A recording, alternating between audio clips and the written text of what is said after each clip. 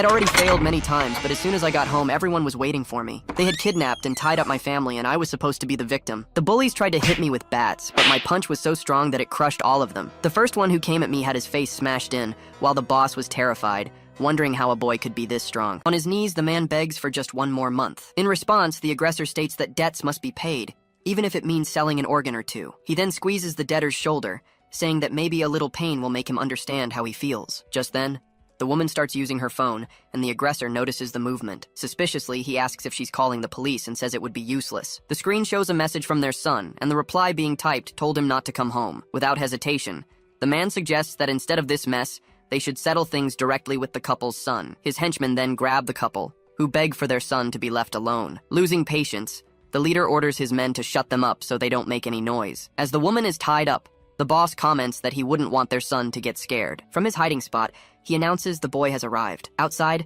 a young student approaches the front door. Inside, one of the men covers the mother's mouth as she begs them to stop. A moment later, the young man enters the hallway, where several men are waiting in ambush. Casually, he announces he's home while taking off his shoes. Without warning, one of the henchmen lunges from behind with a baseball bat. The blow then strikes the back of the boy's head with full force. Restrained and gagged, the mother watches the scene unfold. However, the student turns and grabs the attacker's arm. In a swift move, he smashes the man's face with the same bat. The henchman's body collapses to the floor in front of the boss and the young man's parents. In silence, the leader stares at his subordinate's body lying on the ground. Confused, he questions what the hell is happening. With effort, the student slowly gets up as his body recovers from the attack. Annoyed, the boss orders his men to get him and kill him.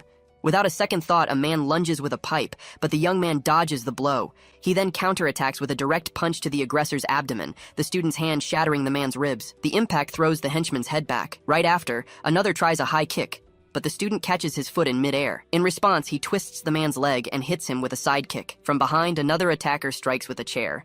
Still, that same man is thrown against the wall next to the boss. Terrified, the leader watches his men being defeated all around him and wonders what's going on. With no other choice, he pulls out a knife and runs toward the boy's father. Without hesitating, the boss grabs the young man's father, yelling they'll see how tough he is, but a clothes iron flies in his direction. In a direct hit, the student smashes the iron into the leader's face, making him drop the knife. The young man then slams the object against the attacker's head, breaking through the wall. With his head stuck through the concrete, the leader begs for help, screaming for someone to call 911. Still, he keeps pleading for help, while the student just watches amidst the bodies of his henchmen. Afterward, the young man kneels and starts untying his parents. Coldly, he states that if they didn't want him to fight, they shouldn't have been so poor in the first place. Losing his strength, Seonu collapses to the floor, and his mother screams his name. In the emergency room, doctors and nurses rush to treat the numerous injured people crying out for help. Nearby, a man in a suit is talking on the phone at the reception desk. Curious, he asks the woman beside him about the commotion, and she explains that a kid beat up 10 loan sharks who were assaulting his father. She then adds that he's just a high school student. In one of the rooms, the injured boss orders them to find and kill the boy,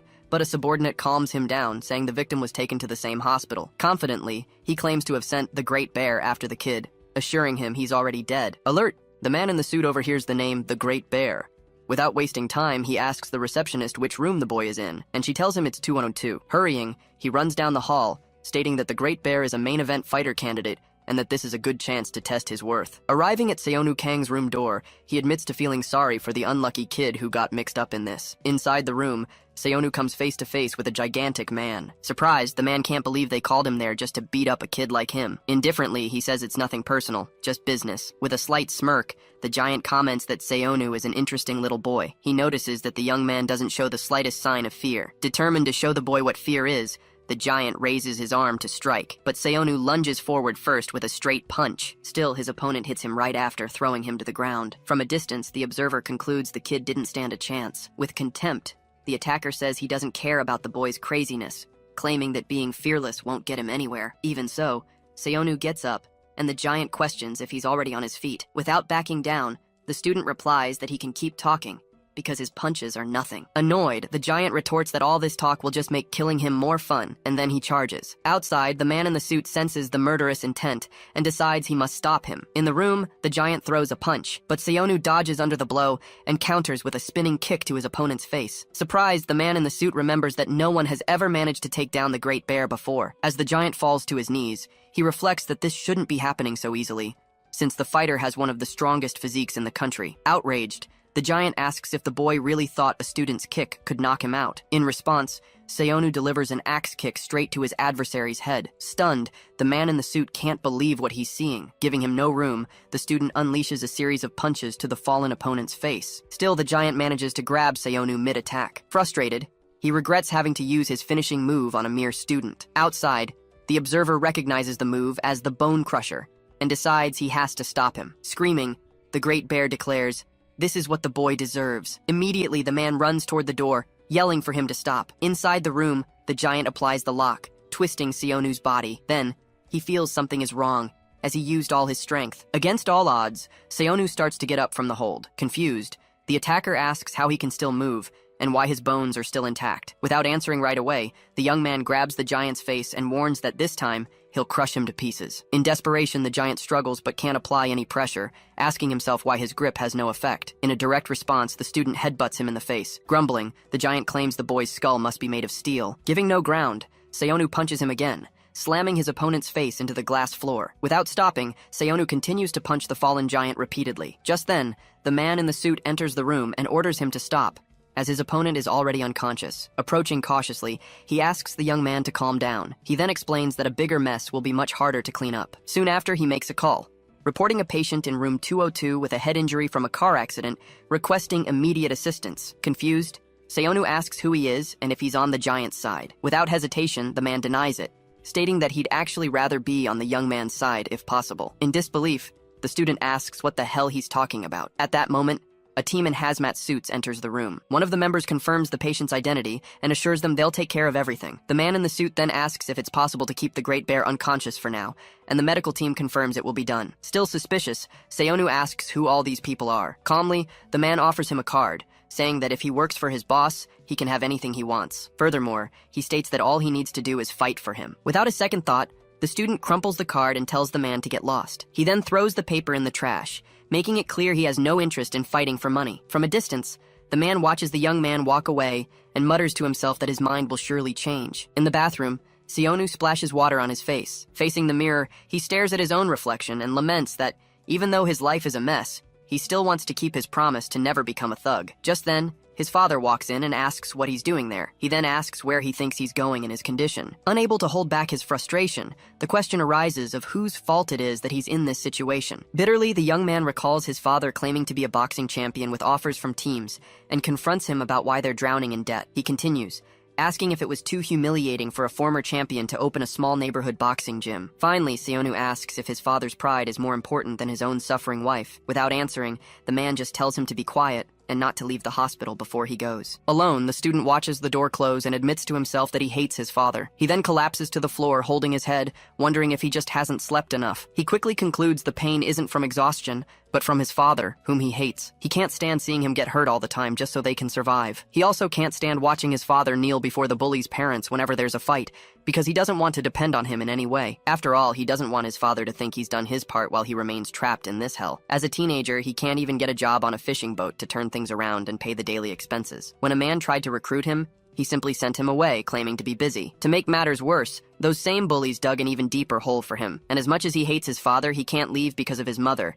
feeling his own life is a pit of despair. Confused, he wonders if he passed out again and why he's in a different ward. Sitting on the bed, he grabs his phone to check how long he's been unconscious. The message says it's time to tell him everything and asks him to meet tonight. Shocked, Seonu wonders what his father has been hiding. He then remembers his mother and starts to worry about her. Without wasting time, he quickly calls her, asking if she's okay. On the other end, his mother answers and tells him not to come home as the thugs are still waiting for them. She explains that he's safe in a different room under a fake name. Worried, Seonu asks about her, and she quickly replies that she's at a motel near a police station and has to go. Before hanging up, she asks him not to leave the hospital for now and to take care. Overcome with guilt, he starts to blame himself for everything, repeating to himself that if he hadn't fought back, none of this would have happened. His mind made up, he concludes he needs to find his mother and runs toward the room's exit. On the way, his phone rings with a call from his father. When he answers, an unknown voice asks if he is Mr. Kang's son. Confused, he asks who's calling. On the other end, the man informs him it's an emergency, as Mr. Kang fell from a building and is unconscious. At a construction site,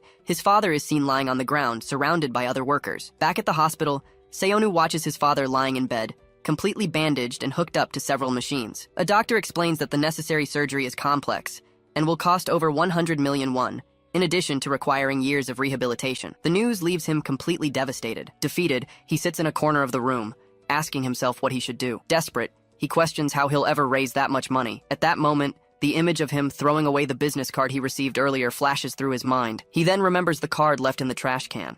With that, he realizes he has to go back to that room and runs toward the door of room 202. Rushing, he enters the room looking for the trash can. However, when he picks it up, he realizes the business card is gone. Powerless, he falls to his knees beside the trash can, blaming only himself. Through tears, Seonu apologizes for being so useless. In despair, he tells himself he doesn't deserve to live. Just then, a voice asks if he happens to be looking for this, as the man in the suit appears, holding the card. Calmly, he asks if he's had a change of heart. Crying, Seonu asks how much he can make if he works for him. In response, the man states that if he wins, he'll earn at least 10 billion, adding that he doesn't even need to win the tournament to get rich and become popular. Calmly, the man in the suit hands over a document, asking him to read it carefully before signing. Confused, Seonu Kang asks what this so-called combat wing is. The explanation is direct. It's a secret fighting tournament where competitors use hospital-provided substances to gain physical abilities. Hearing this, the young man refuses the offer, stating that he doesn't do drugs. In response, the box on the table is opened,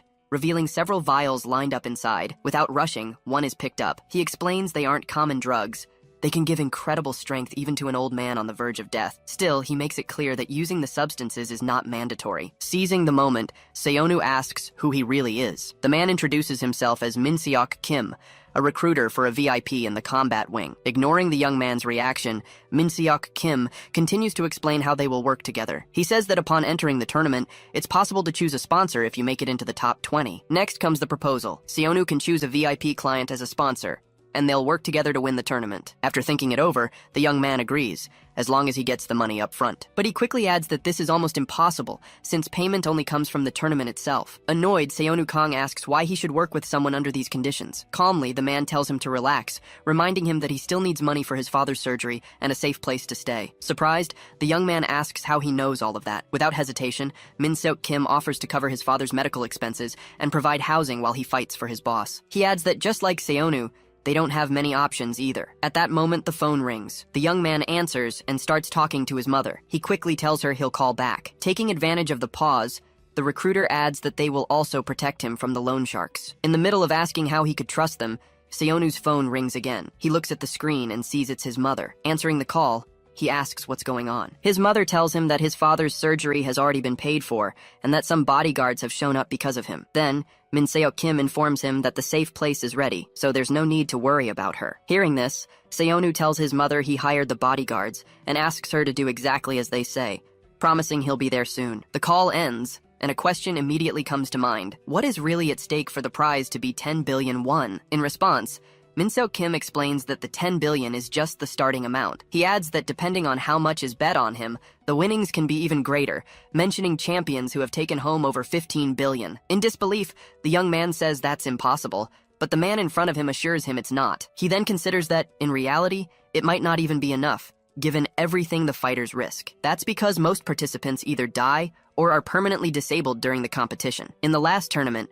only 10% managed to walk away unscathed. He continues explaining that the first order of business is to create an alibi for the participant's death. Hearing this, Seonu Kang repeats the words, questioning the idea of an alibi for his own death. Incredulously, he says it makes no sense for the tournament to be a secret when so many people die. To this, Min Seok Kim clarifies that the secret only exists because everyone involved ends up dead. Pointing to the contract, he says that the first thing to be done after signing is to use the hospital, a place where it's easy to fabricate someone's cause of death. To create the alibi, he explains, they need the person to be filmed by a camera, make a purchase, or do something that places them at a specific location. Without backing down, Seonu Kang confronts him, asking what would happen if he decided to tell the police everything. Calmly, Min Seok Kim states that wouldn't be a problem. It's easy to make him look like an addict or someone unstable, and no one would believe a student with no proof. With a slight smile, he adds that it doesn't even matter, as Seonu will be declared dead before he even gets the chance to report it. Finally, he says that this is precisely the advantage of having a hospital host the tournaments. Reinforcing his point, the recruiter makes it clear that the final decision belongs to Seonu. Then the contract is placed on the table once more, along with the question of whether he's still willing to sign. In a calm tone, Min Seok Kim begins to say that he could take a few days to think it over. Before he can finish, Seonu signs the contract, demanding only that they keep their word. Immediately, a wide smile spreads across Min Seok Kim's face. In that instant, A nurse approaches from behind with a syringe and injects a sedative into his neck. In a reflex, he grabs her arm, asking what's happening. Without changing his tone, the recruiter explains there's no need to worry. They're just sedating him to take him to the arena. Then comes the warning. They will only take care of his parents as long as he is competing in the tournament. His vision begins to darken as his mind struggles to understand the situation. As he opens his eyes, the first question that comes to mind is whether he's already dead. Upon waking completely, he sees a person in a strange suit and wonders where he's being taken. Soon after, his body is wheeled at high speed down a hallway toward a door. When they stop, he asks the figure accompanying him where he is. In response, the masked figure orders him to be silent, stating that everything will soon become clear. Finally, he hears the words that seal the moment: "Welcome to hell." Inside a large commercial building, at the Hyunsong Group headquarters, a meeting is underway. Attentive, Director Woo Cha, the group's second son, listens to his subordinate's report. Calmly, he states that he understands the boy defeated the Great Bear. Still, looking at a photo of Seonu Kang, he questions if they really want to recruit him as their main fighter. Without hesitation, Min Seok Kim confirms the decision, even knowing the director's brother, the vice president, might mock them for it. Next, Woo Cha asks for the reason behind such a choice. In response, the subordinate explains that his brother is obsessed with the combat wing, and they need to appear weak to lure him into a bet. Thoughtfully, the director asks if he truly believes that boy is the key to defeating his own brother. With conviction, Min Seok Kim reports that he examined Seonu's body after he survived the Great Bear's strike. He then states that what he found was something extraordinary. Curious, Woo Cha asks what exactly was discovered. Meanwhile, Seonu awakens in an unknown place with a foot coming toward him. A man tries to step on him, but one of the armed guards orders him to back away. Awkwardly, the man raises his hands and says it was just a joke. Just then, a drone approaches and confirms the player is conscious, making Seonu wonder what that means. Confused, he kneels and questions where he is and why he's wearing a school uniform. Soon after, the drone announces the start of the first round of random fights. In a neutral tone, the device explains this phase will serve as a qualifier to decide who enters the main battle arena. Then, a machine opens, revealing a syringe. Finally, the drone informs them that each player will receive a random drug to enhance one ability. It also announces that the betting table for the VIPs is officially open. Faced with this,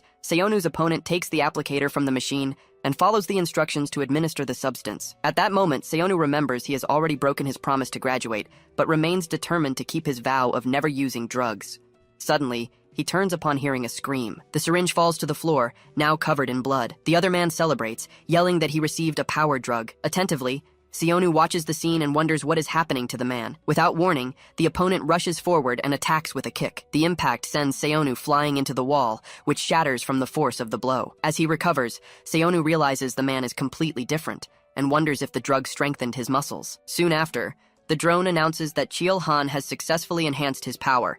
As he celebrates, saying luck is on his side again. In an ecstatic tone, he laments not being able to go out and teach a lesson to everyone who called him scrawny. He then turns to Seonu Kang and asks how he should kill him. Without hesitation, Seonu lands a quick punch to his face. Irritated, Cheol Han asks if this is a joke and if he really thinks he's better. Paying attention to the details, Seonu notices his opponent's reaction speed remains the same. With that, he rushes forward to close the distance between them. However, Cheol Han lands a powerful punch that hits him square on. With his face bleeding, Seonu can barely react to the speed of the attacks. In an effort, he dodges the next blow with a backflip. Still, Cheol lands a powerful punch to his chest, sending him flying. In midair, he grabs him and claims he can defeat him with brute force alone. Without mercy, Cheol Han slams him headfirst into the ground. Excited, he celebrates, saying how fun it is to crush him. He then leaps high into the air, yelling that he's the strongest now. Filled with hatred, he vows to knock all the idiots off their pedestals. Finally, he delivers a powerful knee strike directly to Seonu's head. Brutally,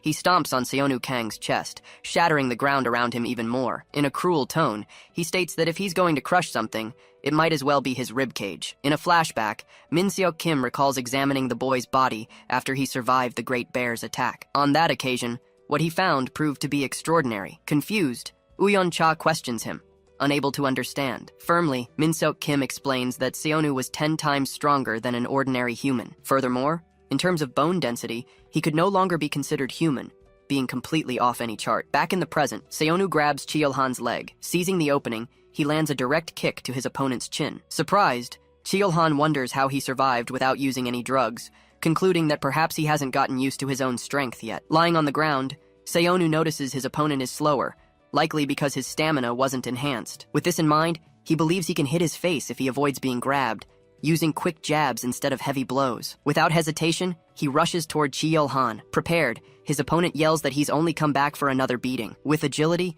Seonu dodges the blow, which hits nothing but air. He follows up by connecting a direct punch to his opponent's face. Keeping the rhythm, he dodges an attempt to grab him. Right after, he lands another clean hit on his opponent's face. Giving no room, he continues with a series of fast, precise punches. Under the impact, Chiyol-han falls to the ground, completely knocked out. Seeing the opening, Seonu prepares to deliver the final blow. Suddenly, his opponent recovers and grabs his arms tightly. With a strained smile, Chiyol-han reveals he let the punches land on purpose to capture him. Suspicious, Seonu questions this, but the response comes as a taunt, asking if he really thought he wouldn't have allowed him to get that close. Then he asks if Seonu knows why kangaroos pin their opponent's arms before attacking. With his arms immobilized, Chiyol delivers a violent headbutt. However, the impact ends up knocking out Chiyol-han himself, who falls unconscious to the ground. Still conscious, he tries to crawl across the floor, muttering that he can't get up. Frustrated, he punches the ground and wonders why his own body won't obey him. Desperate, he screams that it's impossible to lose to someone who didn't use any drugs. Looking at the other syringe,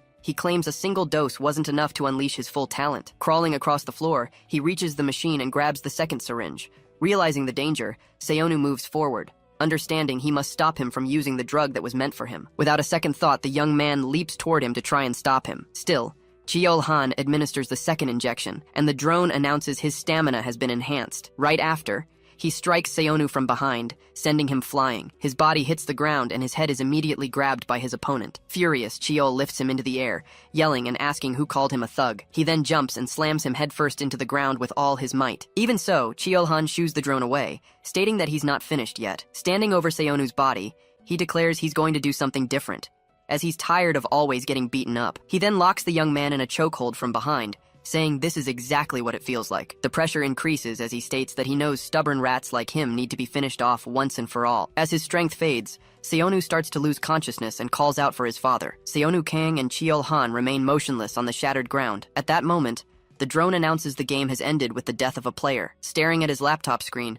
Uyan-cha watches the scene and questions what happened to that participant. Min-seok Kim casually explains it was all due to an overdose. He then adds that the survival rate for using two types of drugs is less than 0.5%. Before this, Chiyol-han had already successfully used the power drug. However, when he injected the stamina booster meant for Seonu, death became inevitable. Hearing this, Uyan-cha concludes the opponent took his own life and admits that Seonu is a lucky kid. In response, Min-seok Kim argues that calling it simple luck would be irrational, considering the unusual nature of the young man's body. Uyan retorts that it might just mean stronger bones, and reminds him that there are far stronger monsters still in the tournament. At this, Min-seok explains that current drugs can enhance muscles, organs, and hormones, but there is one exception. According to him, stronger bones cannot be obtained with these substances, which points to a special reason behind it. After some thought, Uyan decides they will test his usefulness on the main stage and asks what's next on the kid's schedule. Min-seok Kim replies that since Seonu passed the drug-related test round, he will proceed to the next phase. Before that, however,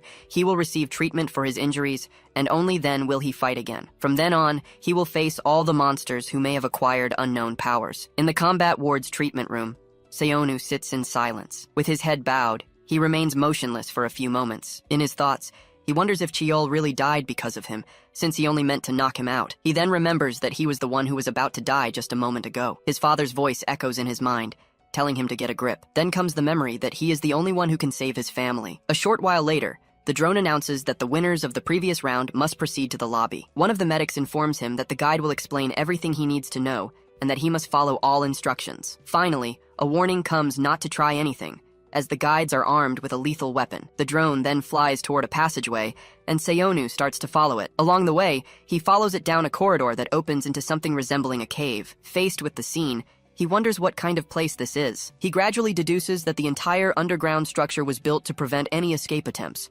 As he moves forward, he regrets not even being able to call his mother. He then remembers the deal that keeps his parents safe, and understands he must survive at all costs. Reflecting, he realizes this wasn't the fight he imagined. Outside, he believed he was the only monster. Here, however, even a simple neighborhood bully displays absurd strength. With that, he begins to wonder how many other monsters exist in this place. At that moment, the The drone announces that the player has arrived and the lobby will now open. One of the doors opens, causing him to turn and watch. Dozens of other drones fly out from the same location. Then, one of them reports that all players have now entered the lobby. Shortly after, the game is officially announced to begin, with a total of 124 participants. Everyone is instructed to gather in front of the screen for the briefing to begin. Looking around, Seonu sizes up the other competitors and defines them as monsters. He quickly realizes they are completely different from the opponent he faced in the first round. Given this, he decides to keep a low profile until the official match begins, avoiding any unnecessary injuries. A moment later, a huge man approaches and asks how he got here, suggesting he could play with him. Uncomfortable, Seonu regrets that his uniform draws so much attention and hopes the briefing starts soon. Meanwhile, two competitors comment that he's only here because his opponent took both drugs and died. One of them adds that he's still wearing a school uniform, saying the rich probably wanted to see something tragic happen. The other claims to be bored and wonders if he shouldn't have some fun with the kid. Before he can move forward, his companion stops him, saying someone has already claimed him. Hearing his name, Seonu turns around. A large man demands an answer, asking again if he wants to play. Faced with silence, the aggressor's hand grabs his head, stating there's no choice but to kill him. In that instant, Seonu understands that to survive against these people, he'll need to take things to a whole new level. And just like that, he dodges the Great Bear's attack. Seonu swiftly dodges the hand coming at him. Confused, Big Bear asks what's going on as Mr. Kang steps between them. Without hesitating, he extends his arm, telling them to stop right there. In response, his wrist is grabbed tightly. An aggressive voice demands to know who he is. Mr. Kang firmly states that Seonu is just a kid. He braces himself for the inevitable confrontation. The large man scoffs, asking if he really thinks he can take him on with just one enhanced arm. He continues to taunt, asking if he'd do all this for a useless kid. Trying to get away, Seonu ignores the commotion and backs up a few steps. Then, Big Bear declares he's going to kill him, and that he can die for the kid. Unable to just watch anymore, Seonu rushes toward them. Suddenly, an attack hits Big Bear head-on. Surprised, Seonu stares at what just happened. The body hits the floor, and a drone announces that the briefing will begin shortly, prohibiting attacks outside the designated time. It adds that any violation will result in immediate execution. Hearing this, Seonu wonders how they can just kill someone without warning, and if it's even possible to get out of here alive. A moment later, he turns at a loud noise. On the screen, a figure appears, welcoming all the survivors. He gets straight to the point, explaining that the drug test round had no eliminations, but from now on, losers will be eliminated. He clarifies that elimination means being physically unable to fight. Despite the risks, he says they are all there for the 10 billion won prize. With that announcement, the crowd erupts in celebration. Silently, Seonu reflects that with that money, his family could finally have a decent life. Next, the figure informs them that only one person can claim the grand prize. However, he adds that anyone who makes it to the top 16 alive will receive 5% of the total amount bet by the VIPs. Excited, one of the competitors cheers, saying he'll take both the prize and the betting money. The host adds that each player will have a personal broadcast channel and a guide who will act as their camera. He says the VIPs will watch the channels of the players they plan to bet on. In short, he states that the more attention they get, the more money they can earn, hoping they'll attract many VIPs. He then announces that 5-person dorms are now available, and they are free to choose their roommates. Everyone is instructed to go to their rooms, with the assurance that any further questions will be answered by their guides. As they walk, two competitors comment that they need to find the big shots to attract the VIPs, since rooming with a kid won't earn them anything. Hearing this, Seonu realizes it won't be easy to find a room. Just then, Mr. Kang approaches and tells him not to worry. He confidently states that he will protect him until the official tournament begins. Silently, Seonu looks back. He notices a blonde man walking away, wondering if what he heard could be true. Then, Mr. Kang points to a room they can enter without a fight and invites him to come along. Confused, Seonu wonders why he would share a room with someone everyone else is avoiding, especially after getting hurt because of him. Not understanding the man's intentions, he concludes that the situation will be dangerous regardless of which room he chooses. Faced with his hesitation, the man asks if he's coming or not, and the answer comes quickly. "I'm coming." From a distance, the same two men from before watch the scene, commenting that they'll surely be at the bottom of the viewership rankings. One of them explains he chose a room next to the players he believes are the most popular, just to guarantee some screen time. Agreeing, his companion says those muscular guys will attract VIPs like flies. In the room next door, 3 extremely muscular men sit in silence. The blonde man Seonu saw earlier approaches the door to that room. As soon as he enters, he closes the door behind him. Walking up to one of the men, he comments that the seat looks nice. Then, he tells him to move over a bit. Annoyed, one of the huge guys stands up, questioning him for closing the door before the cameras were in. Lunging forward to attack, he asks if he's begging to die. Without giving him a chance, the blonde man lands a direct hit first. The muscular man falls to the floor, defeated. Calmly, the blonde man asks who else would like to greet him. Then, he just tells them to stay quiet like that. Just then, Min Soo-han, a 19-year-old Kali Arnis practitioner, states that there's someone else he'd like to greet. Inside a moving car, Woo-yeon Cha gets a tip. A source claims the vice president is going back to work with the former champion, Cam. Hearing this, he complains that no one else will be able to partner with the champion now. The only option left is just a high school student. Min Seo-kim then explains that if Seonu makes it to the top 16, a new opportunity to drug him will arise. According to him, because of Seonu's already developed physique, he would get the maximum effect from the enhancement.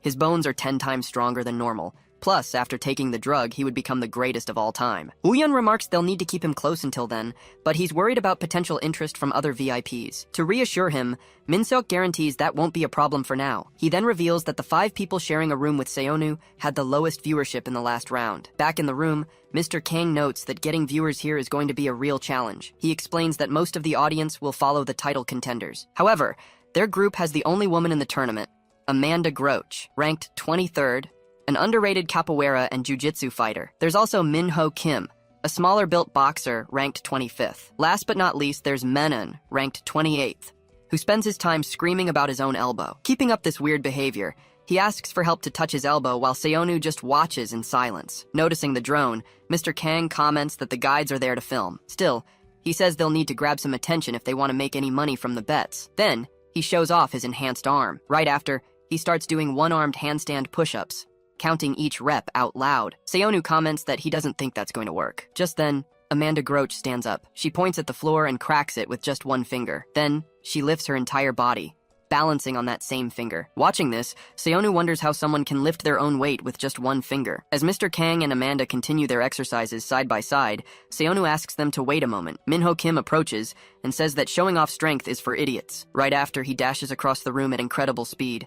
Surprised, Seonu asks himself how anyone can be that fast. On the floor, Menon celebrates by screaming that he did it and that he's the best of all. While the other 3 continue to show off their skills, he finally manages to lick his own elbow. Seonu watches the whole scene, finding it all impressive and ridiculous at the same time. The screen announces that the tournament matchups for the top 124 are finally set. At this, Seonu and his roommates watch the displayed information intently. Among the announcements, his opponent's name appears, a man named Kai. Woo-yeon Cha then asks if that guy is really as strong as they say. In response, Min-seok Kim states that ever since his days competing in Lethwei, Kai has never lost a single fight. Curious, Woo-yeon asks what exactly Lethwei is. Min-seok explains it's a Burmese combat sport similar to Muay Thai, but with differences that make it even more brutal and dangerous. Unconvinced, Woo-yeon retorts that Muay Thai is already risky enough, since it allows the use of elbows and knees. Still, Min-seok clarifies that in Lethwei, there are additional allowances. In this fighting style, the athletes don't use gloves, and headbutts are completely allowed. According to him,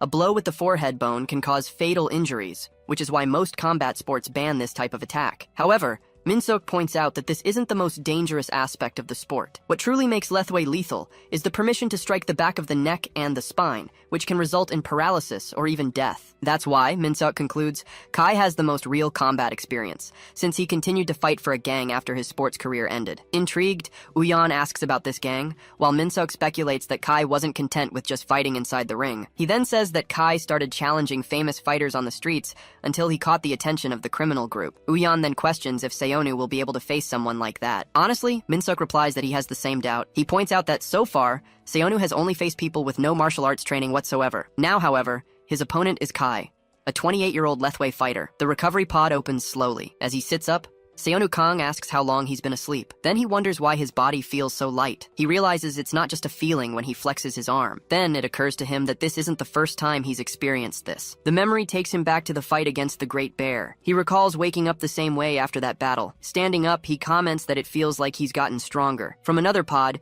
Min-seok Kim tells him not to be surprised. According to him, muscles pushed to their limit without excessive damage tend to recover stronger than before. He adds that Seonu had probably never tested his own strength to that extent. At that moment, the young man realizes he was already at his limit when fighting the Great Bear. Still, Min-seok points out that his recovery is abnormally fast and asks if he used any drugs to speed up the healing. Changing the subject, Seonu says he's wanted to ask a question since yesterday. He then asks why Min-seok is helping him, even at the risk of getting injured. In response, Min-seok Kim begins to explain. He reveals that the young man reminds him of his own son. If he had been a better father, he believes his son wouldn't have fallen into such massive debt with loan sharks. Hearing this, Seonu asks if that's why he's in the tournament. and the answer confirms he needs to pay off the debt so his family can get back to normal. Min-seok continues, saying that seeing him there all alone immediately reminded him of the son he neglected for so long. For that reason, he couldn't just stand by and watch. Seonu then tells him to stop wasting his time on this. He adds that if he really wants to be a good father, he should get out of here and become one. None of this will matter if he ends up dying in this place. Annoyed, Min-seok puts him in a headlock and says he talks as if helping him is the end of the world. Suddenly, a voice exclaims that this can't be right. Menon stares at the large screen and wonders why he isn't fighting in the main arena. As a drone flies by, he shouts that he's a fighter who can touch his own elbow with his tongue. Min-seok explains that only fights with a large number of viewers take place in the main arena, while the others will be held in the same location as the previous round. Following that line of thought, he concludes that their group is the one with the smallest audience. He continues, saying that the fact everyone except Menon is scheduled for the main arena means something important. This indicates their opponents are some of the strongest and most popular fighters in the tournament. Seonu Kang replies that in that case, the situation is even better for them. Confused, Min-seok Kim turns and asks what he means by better. The young man explains that this is the perfect chance to draw attention to their dorm. The older man just mutters that he must be completely insane. Just then, Menon appears and states that they won't just have regular viewers in the main arena. He continues, revealing that 16 VIPs will be there in person, all among the most powerful people in the world. Hearing this, Seonu wonders if the so-called talent scout will be there too. Meanwhile, elsewhere, 3 cars park in front of a large warehouse at night. Uyeon-cha gets out of one of the vehicles and questions why he's in this filthy place, since they were told they were going to the main arena. Mr. Kang explains that no one but the organizers knows the combat wing's location, so they likely chose a discreet meeting point. He adds that he noticed that, at some point, someone besides them started following Seonu's channel. At this, Uyeon asks if he thinks they're being investigated. A voice replies that there must be a misunderstanding. On the upper floor, Sungyeon-cha, the youngest daughter of the Hosen group, watches the whole scene. She claims she's only there because she found Seonu interesting. Uyeon demands to know what she's doing there, following him like a rat, especially after being kicked out of the company not too long ago. Mr. Kang comments that his younger sister seems extremely interested in everything he does. Furious, Uyeon shouts that she's not his sister, but just the daughter of a mistress. Sungyeon walks down the stairs and says that's a bit cruel, since she didn't even go to school so she could help her 2 brothers with the company. Still, she says that, thanks to him, she ended up finding this interesting place, and thanks him for it. Uyeon replies that he doesn't know what she's planning, but she'd better disappear right now. Suddenly, a luxury car drives into the warehouse, surprising the 3 of them. 2 people in protective suits get out of the vehicle and announce they will escort them to the main arena. Sungyeon-cha removes her blindfold. The young woman asks where she is. Before her lies a massive circular combat arena. A security guard explains that below is the main arena, and she is in one of the 16 VVIP rooms. Satisfied, Sungyeon says she's finally arrived. She adds that this place is her brother's true playground. In another room, Uyeon-cha comments that the space is much larger than he imagined. Mr. Kang informs him that as soon as the current fight ends, the match for room 10 will begin. Suddenly, an explosion erupts on the screen in front of them. The broadcast shows Min Soo-han pinning an opponent against a destroyed wall. Surprised, Uyeon asks what kind of monster that is. Mr. Kang identifies him as Min Soo-han and notes that there seems to be another fighter around Seonu's age. The man next to him asks if another high school student is participating. However, Mr. Kang clarifies that he dropped out, so technically, he's no longer a student. Still, he finds it strange that 2 monsters like them came from the same school. He then reveals that Min-soo is from the same high school as Seonu. With Min Soo-han's victory, a drone announces that the matches between rooms 9 and 20 have ended, and the showdowns between rooms 10 and 3 are now beginning. The participants are then ordered to enter the arena. Min-seok Kim realizes the scale of the combat is completely different from the first round. Then, the drone informs everyone to wait, except for the first player, Minho Kim. Minho takes his position at the arena entrance and prepares himself. As he moves forward, the drone asks the fighters whose matches have ended to leave the area, and Min Soo-han departs. As he passes Minho, Min-soo runs a hand through his hair. Watching the scene, Min-seok hopes this doesn't make Minho nervous. Suddenly, a rock hits the wall next to Seonu Kang, who wonders where it came from. Minho looks back and claims he saw everything. He recalls Min-soo pretending to fix his hair while simultaneously throwing the rock at Seonu. Seonu just stares at the point of impact. Minho finds it impressive, as most people wouldn't have even noticed something moving that fast. He then approaches and calls out to Min Soo-han. Min-soo turns and asks if the student on his team is really that arrogant. Minho simply replies, saying he doesn't think so. Not accepting the answer, the other guy questions what that means. He then adds that it can't be true. In that instant, Minho takes a fighting stance. Watching the scene, Min-seok Kim asks what he thinks he's doing. Amanda Groach states that this didn't just happen suddenly. According to her, Minho is sensitive enough to notice even the smallest changes, so a murderous intent like that wouldn't go unnoticed. Min-soo then releases a strange energy from his body. He then turns and starts to walk away. Confused, Minho wonders if he freaked out and just imagined it all, though he's sure that he really had. At that moment, a strange figure appears behind him. Minho Kim begins to question if this is all he's capable of now and how he can get revenge being so weak. A voice asks what he's staring at, making him turn around quickly. Before him, his opponent Pice, a wrestler, enters the arena. In one of the private boxes, Yuseon Go, president of the Snugon Hotel, questions the choice of Pice, since wrestling doesn't involve striking techniques. The assistant explains that no matter how effective a strike is, it becomes useless the moment a wrestler manages to immobilize their opponent. After grabbing their prey, they can apply various techniques like throws and joint locks, which few can withstand. For this reason, many wrestlers excel in mixed martial arts, as it's one of the most essential training bases. After all, someone can hold their own using just their fists, but dealing with an opponent who attacks with their entire body is something else entirely. The assistant adds that this becomes even more decisive when there's such a large size difference. A drone hovers in the air and announces that both players are ready. Soon after, the match between Minho Kim and Pice is declared open. With disdain, Pice asks if Minho is a boxing rookie, stating he looks like one of those weaklings who've never fought without gloves. In a taunting tone, he adds that he almost feels sorry for being his first opponent. Without responding, Minho advances and lands a punch right in his opponent's eye. Pice immediately recoils, bringing a hand to his injured eye. Calmly, Minho asks who said he was a weakling. Trying to recover, Pice starts to focus with his remaining eye. Still, he can't keep up with his opponent's movements, who quickly appears in his blind spot. Another blow hits his face. The sequence continues with another clean punch. Trying to react, Pice lunges forward to grab him. However, Minho dodges the attack. He then counterattacks with several blows to his opponent's face and chest. The other eye is also hit, and Minho delivers one final blow. Watching the scene, Min Seok Kim wonders if the fight is already ending. Amanda Groach, however, replies that it's not over yet. She explains that Pice has started blocking the attacks.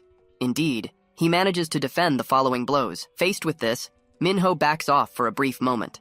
Soon after, his opponent lunges forward again to try and grab him. Minho manages to dodge backward at the last second. Confused, he wonders what just happened, because even as he attacked, he saw something strange. Pice also seems surprised and wonders how he managed to do that. He then remembers that after starting to lose vision in his other eye, his hair stood on end as if he'd been shocked. Thus, he finally understands what he's feeling. Confidently, Pice states that he'll just close his eyes completely. Not understanding why, Minho watches his opponent close his eyes. Even without knowing what he's planning, he decides to advance. Convinced, he states that the fight is already won anyway. However, Pice manages to grab his fist in mid-air. The spectators watch the scene in complete silence. Minho realizes he needs to move left to escape. As he tries to retreat, he feels another hand already blocking him. With force, Pice lifts him into the air, preparing for a throw. He then slams his body violently onto the arena floor. Min Seok Kim exclaims that it was a suplex. Yusun Go comments that the fighter seems to have gotten stronger after injuring his eye. The assistant explains that the loss of vision activated the effects of the sensory enhancement drug. Approaching, Pice says Minho should thank him, because without his help he would have never discovered this power. Suddenly, one of Minho's fingers twitches. The next instant, a punch lands directly on Pice's face. Surprised, Useon Go wonders what he will do now that he's lost vision in both eyes. Min Seok Kim can't believe Minho survived that attack and claims that if he keeps up the pressure, he can still win. However, the assistant clarifies that this won't be possible, as he is still unconscious, leaving the president shocked. Minho remains on the ground, his fist still raised. Amanda Groach states that he needs to get up immediately. She adds that it needs to happen before Pice can find him. Pice gets up, claiming he's completely blind now. A brand new sensation runs through his entire body. Then, he starts moving around the arena. Confused, he begins to wonder what all these sensations are. He soon realizes he can smell everything around him, from the floor to the smallest grains of sand. On top of that, he can clearly hear his opponent's breathing. He also feels the air pressure change with his every move. Excited, Pice declares that he can now even sense what's behind him. In that moment, he understands just how insane the drug he took is. Thrilled, he admits that while he wanted a strength-focused substance, he got something even better, making him more powerful by the minute. As a sort of gift to whoever put him in this state, he decides he will finish off Minho Kim once and for all. Without hesitation, he charges toward his opponent. Lying on the ground, Minho realizes his body isn't responding as it should and calls out for his brother. The memory of his brother lying on the floor floods his mind. At that moment, he remembers his promise to find him, no matter what. The memory takes him back to a man who handed him a card, telling him to look for him if he wanted to find out who killed his brother. Back in the arena, Minho calls out for him again as Pice leaps to deliver the final attack. Suddenly, time seems to stop, freezing his opponent's fist just inches from his face. Surprised, Minho opens his eyes and wonders why everything is moving so slowly. He soon understands that it's not time that has slowed down, but that he himself has become extremely fast. Pice's fist shatters the ground where his head was a second before. However, Minho had already propelled himself to the other side of the arena. In the stands, the spectators wonder what just happened. Kneeling on the broken floor, Paice questions when his opponent got over there. Minho explains that while he was bragging about his senses, there was enough time to rest, and now he's ready to get back in the fight. Hearing this, Paice realizes it's not a bluff, and concludes that his opponent is even faster than before. The young man challenges him to see if he can keep up. He gets into his stance, suggesting they start with level 1. Paice then senses him coming his way. Minho Kim charges toward Paice. His punch is blocked, and he wonders if it was just luck, deciding to try again. So Minho decides to intensify the attack. He throws another punch, but Paice dodges it. The young man is surprised by his opponent's speed. He retreats as Paice dodges another blow. Minho wonders how he's managing to keep up with his speed. Paice claims he can feel everything, from his heartbeat to his movements, and now he has no blind spots. Minho realizes he has no chance with mediocre attempts and needs to risk it all. He then prepares to attack with maximum speed. The fighter lunges forward, breaking the ground with the force of his push. He announces he'll use his final blow, the right straight, but Paice hits him first with a punch to the face. Paice wonders why he fell on his own in the middle of an attack. He questions if he's okay, as he thought his own neck had been broken, and wonders if he was hallucinating again. Paice says that if he had gotten any closer, he would have broken his neck, but the kid saved his own life by tripping. Min-seok Kim notices that Minho's speed isn't working, as his opponent seems to sense the attacks in advance. So, Minho starts moving using only his footwork. Min-seok realizes he has stopped using his super speed and is relying only on normal footwork, questioning if he's tired. He wonders what the young man will do at normal speed. Min-seok yells for him to stop, warning he'll be killed, but his punch lands squarely on Paice's face. Minho Kim dodges and lands a punch on Paice's face. A spectator is amazed, commenting that he actually managed to land a punch. Then Minho moves quickly around his opponent. The young man keeps moving, breathing heavily. The spectator questions how he's going to attack if he's using all his energy on these feints. Minho lunges forward and lands another clean hit on Paice's face. The man is surprised that he landed another attack. He unleashes a series of punches to his opponent's chest. Paice again sees the images of Minho moving around him. The spectator wonders why he's still using feints when his punches are already working, but Amanda Groach explains that he's landing the attacks because of those feints. Minho then lands a hard punch to Paice's torso. Amanda explains that he became predictable when he stopped using feints after thinking his opponent could no longer see. The man asks if he's tricking his opponent into thinking his vision works. Amanda then states it's more than that. Amanda reveals that Minho is deceiving all of Paice's senses. She explains that with his new power, it would be easy for him to anticipate an attack, but he hasn't had this ability for long. And against advanced feints, his mind gets scattered, so Minho uses the chaos to distract him. Amanda comments that the boy managed to read in a short time how much his opponent could anticipate his movements. She then concludes that Minho might be stronger than they imagined as he dodges an attack. The young man lands another punch on Paice's face. Yusun Go turns and asks his assistant why he made him bet on a loser who can't even handle a kid. The assistant replies that's not the case, leaving his boss confused. He then tells him to look at Paice's face and asks if he looks like he's losing. Paice just states that he's got him, but suddenly grabs Minho from behind. He celebrates that the victory belongs to him and his senses. Paice lifts him into the air and slams him hard onto the ground. Everyone in the audience watches the scene in complete shock. The body he threw disperses. Paice wonders what happened, as he was sure he had caught him. Minho Kim remains standing, unharmed, while his opponent is on the ground. One of the spectators asks why Paice suddenly threw himself backward on his own. Amanda then explains it was because Minho attacked his brain. Seonu questions what she means by brain.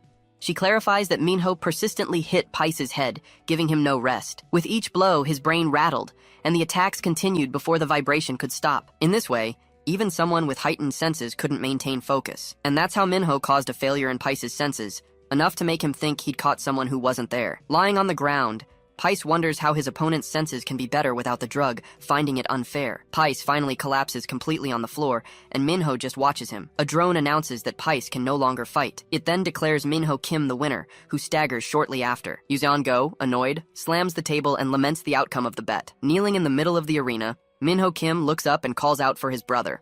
Seung-Yun Cha observes that this is no fight between humans, and now understands why her brothers are so involved in the tournament. Her companion then says it's not just about the fights. He explains that this place can grant everything the rich desire, not just wealth and power. It also allows them to commit murder without a trace, and take drugs that don't show up on any tests. The place is a paradise for the rich who no longer find pleasure in anything else. That's why the VIPs risk their pride so much here. And Seung-Yun now understands why her second brother is trying to beat the eldest. The man adds that the director must have chosen his fighter carefully, as his recruiter knows the place well. Seung-Yun states that's why they're making their move, but they'll have to see how good he is. And that will be decided in the next match, as Seonu Kang prepares himself. Someone watches Minho Kim's fight on a computer monitor. A man in a lab coat informs the wing director that all 16 whips have entered the building. The director, his face bandaged, comments that with a full house he expects good results this year and asks about the research. He reports that they've confirmed the manifestation of the second stage of sensory enhancement, with a nearly 20% reduction in short-term side effects, but the regenerative effect they were looking for didn't appear among the participants, leading the director to question if it was a failure. The scientist denies it, saying the drug's maximum effect should start now and that their efforts will soon bear fruit. He adds that they've discovered a new effect of the drugs and that after examination, he believes they'll find clues about the regenerative ability. The director understands he's referring to the skin strengthening effect and asks when he can verify this power. The man replies that it will be very soon,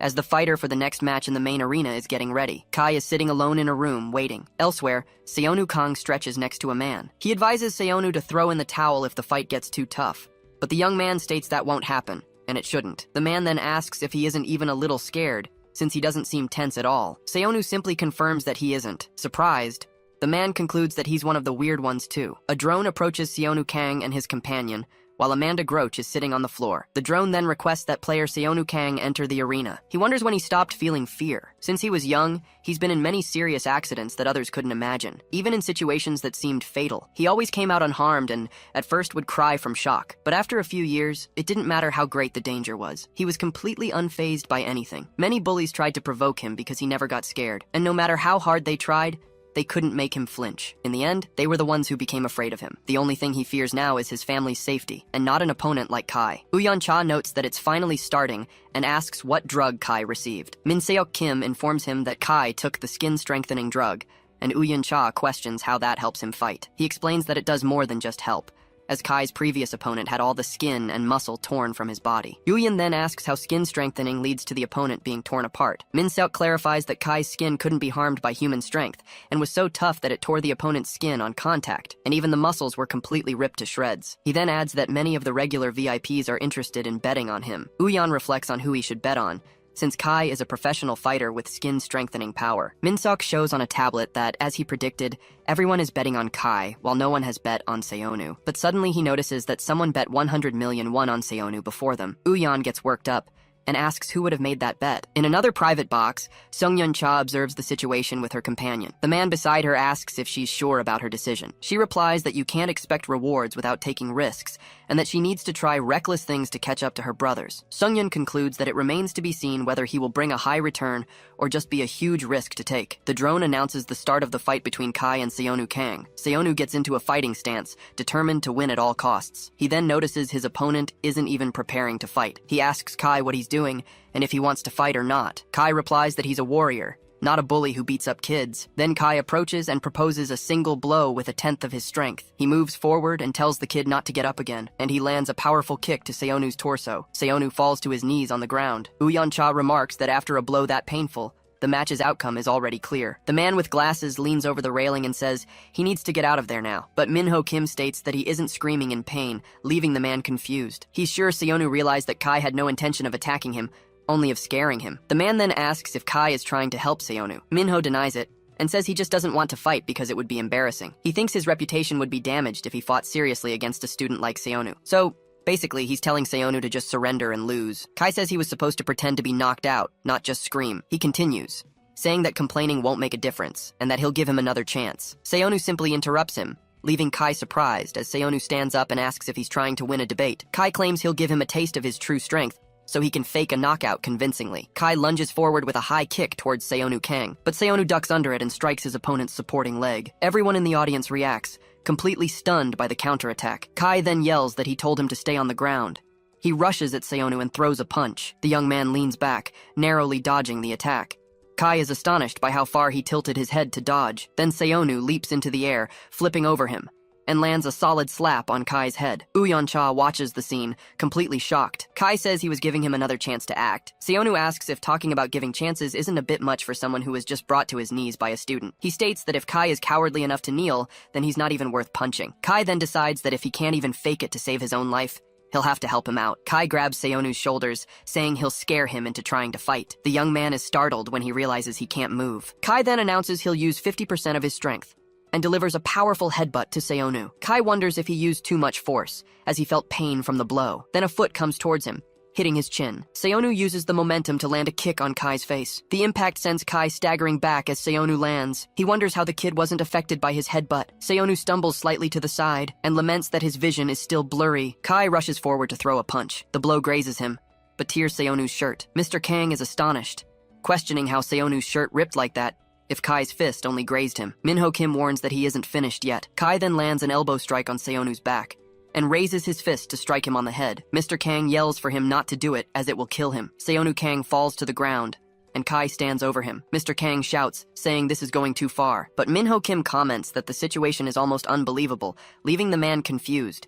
He then wonders what exactly Seonu is. Kai also questions what's wrong with the kid lying in front of him. He realizes that even before his elbow hit him, Seonu slammed his own head on the ground. Kai then wonders if that was intentional. He concludes it wasn't, and that Seonu probably wasn't thinking straight out of fear. But he still questions if the boy thinks his head is made of steel, and then Seonu starts to get up. Kai is surprised he's already getting up, and wonders how, since he heard he didn't use any drugs. Mr. Kang watches the scene in shock, not understanding what's happening. Minho just says that this means Seonu isn't a child he needs to worry about, and concludes that for some reason, something about him gives him the chills. Seonu Kang gets into his stance, ready to continue the fight. Kai tells him not to force himself to look tough, as he would have left him alone if he had just faked a knockout. But the young man cuts him off, saying he's mumbling again, and challenges him to see if he's as strong as he thinks or if it's all talk. Kai concludes that to make him give up, he'll need to show him that his attacks are useless. So he opens his arms and tells Seonu to do whatever he wants, as he won't defend himself. His opponent's attitude irritates him, even though it's an advantage. Kai risked everything in his life to become the greatest combat fighter. He defeated every fighter he could find in the ring, but that wasn't enough for him. He believed that to become a true warrior, he needed to survive fights with killing intent. So he sought out the strongest criminals and killers, joining their rival gangs, and fought to level up and become the greatest warrior. That's why he sees no need to take a fight against a kid seriously. Kai then encourages him to attack,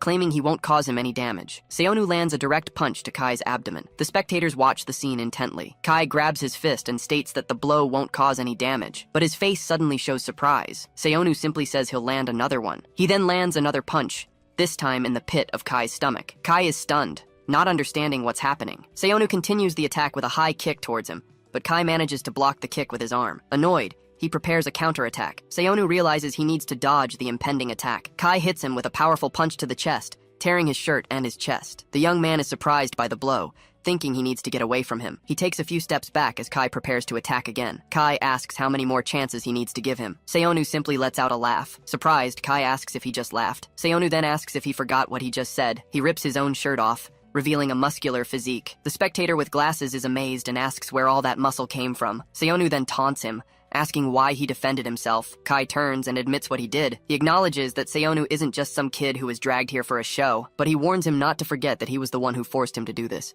He unleashes his full power and declares he's using 100%. A smile appears on Seonu Kang's face. The man in glasses wonders why Seonu is smiling, questioning if he's lost his mind over the situation. But Amanda Groach says that actually, he looks pretty excited. He gets worked up, pointing out that their opponent is about to attack with full force. She explains that Seonu is excited because a strong opponent like Kai has finally acknowledged him. The man in glasses doesn't understand how he can think about that with his life on the line. Amanda then reveals she used to feel the same way. She says her opponents never took her seriously at first because she was a woman, but after a while they would start fighting with everything they had, and that got her so excited her heart would start pounding. He tells her to calm down, asking why she's smiling now too. Minho Kim then speaks up, saying he knows that excitement too. He recalls how everyone looked down on him for being a small, weak kid. Back then, the only thing that made him feel alive was dodging their punches, and then he'd land a direct hit on his opponent. Minho Kim smiles, saying it was the look on their faces when they finally recognized him as a real fighter. The man in glasses sighs, starting to understand. He concludes that Seonu has the heart of a fighter too. In the ring,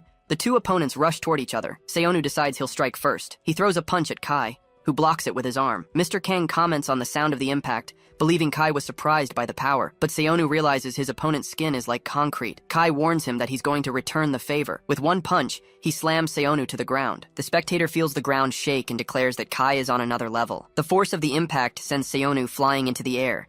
Lying on the ground, Seonu struggles to breathe. The man in glasses points out that Seonu managed to dodge the blow, but Minho Kim corrects him, stating he didn't dodge it completely. A wound appears on Seonu's back. He feels an unfamiliar sensation. Then Seonu wonders if he's scared. He glares at his opponent and asks himself if he's feeling fear because of him. Kai challenges him to just admit it, and states that Seonu will never be able to beat him. Seonu tells him to shut up, saying he's not the only monster here. He braces himself and says that anything Kai can do, he can do too, as he lunges forward with an attack. Seonu's attack misses its mark. He lands on the ground after the move. Kai then announces that it's his turn. The spectator with glasses realizes he's going for a headbutt. Seonu hits Kai with a headbutt. He then declares that anything his opponent can do, he can do too. Lying on the ground, Seonu trembles and gasps for air. Kai claims the fight is already over, as Seonu's attacks lack skill and are just brute force. A smile appears on Seonu's face. His opponent is surprised and asks why he's smiling. Kai then approaches and says that if he won't give up, then he'll end the fight for him. The man in glasses wonders about the source of the heat,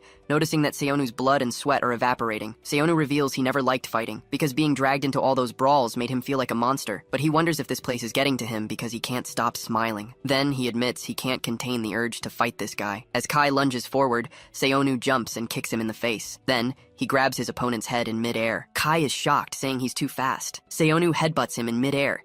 He spins him around after the impact and violently throws him against the wall. Kai watches Seonu recover and states that he barely seems human. The young man then leaps and smashes his head against the structure. He holds him tightly and says, "Got you." Seonu lands a direct punch to his opponent's face. He follows up with a flurry of rapid blows to Kai's body. A final punch sends him flying backward. He wonders what kind of drug Seonu took. He then questions if his opponent ever gets tired as he charges forward again. Kai manages to land a kick on Seonu. He loses his balance, and Kai tries a second kick, but misses. Seonu then lands 2 direct punches to his face. Kai is stunned by the blows. Seonu lands an uppercut to his chin. The spectators watch the scene in silence. He remains motionless after the exchange. Mr. Kang asks if Kai is dead from all the bleeding, but Amanda Groach says that blood doesn't belong to Kai. She then reveals the blood is coming from Seonu's fists. The young man starts to feel as if he's intoxicated, and feels his entire body tearing apart from the inside. Seung-yun Cha wonders how Kai is still able to stand. The man in sunglasses explains that his skin acts like armor, causing more damage to Seonu's fists. She then asks if her companion has any chance against Kai at all. He, in turn, admits he's never felt that kind of pain before, but his opponent seems to have reached his limit, barely able to open his eyes. Kai decides to break Seonu's legs to end the fight and charges forward, but the young man manages to block his kick. Kai doesn't understand how he can still react so quickly. Seonu lands a punch on his face. His own fist tears from the impact. Seeing this, Kai decides to fight until one of them is torn to pieces and rushes into attack. The two exchange a violent flurry of blows. Seonu wonders if his attacks are even working, since he can no longer feel his own fists. He realizes he can't keep this up. Kai realizes the kid is landing his attacks flush, so the skin on his fists won't be torn off. He feels a strange sensation in his fist. Without understanding why, he feels his punches getting weaker and decides not to waste any more time. Kai then sees an opening in Seonu's guard and decides to use the move he's trained for over a decade. He prepares to deliver a low kick. The blow lands squarely on Seonu's leg. Kai follows up with another kick, screaming that his opponent's legs are finished. Seonu blocks the kick with his own shin. The man with glasses is stunned, realizing he countered the blow with his shin. The young man's leg shatters on impact. From the sound, the spectator concludes the bone must be broken. Seonu grits his teeth against the pain. He realizes his muscles have torn, and he can no longer move. Kai moves in for the final attack. He then yells that the fight is over, but Kai's kick is stopped at the last moment. Kai doesn't understand what just happened. He drops to his knees. Kai wonders if this is a dream. Everyone in the audience watches the scene in shock. Seonu remains standing over Kai's fallen body. Uyoncha turns to his assistant and asks what's going on. Min-seo Kim explains that the skin-strengthening drug only led to more accumulated damage. He continues, saying that Kai's bones took the blows directly, but the drug kept him from feeling pain. Now, Kai's arms and legs are likely covered in fractures. The drone announces that Kai can no longer continue to fight. It then declares Seonu Kang the winner of the match, and he shouts in celebration. The man with glasses despairs, questioning why he won't fall, as if he were a zombie. Min-seo Kim watches and comments that the boy, Seonu, might be hiding something. Lying on the ground, Seonu asks his mother to hold on just a little longer. In a room, a bandaged figure asks if they're sure the boy didn't use any drugs. An assistant confirms the records say he didn't, and that he'll be examined again after the first round. The bandaged figure then decides to first find out who he is, and he'll do it through the boy's parents. Meanwhile, a heavy rain falls over a hospital. In the room, Seonu's mother watches over her husband, who is hooked up to machines.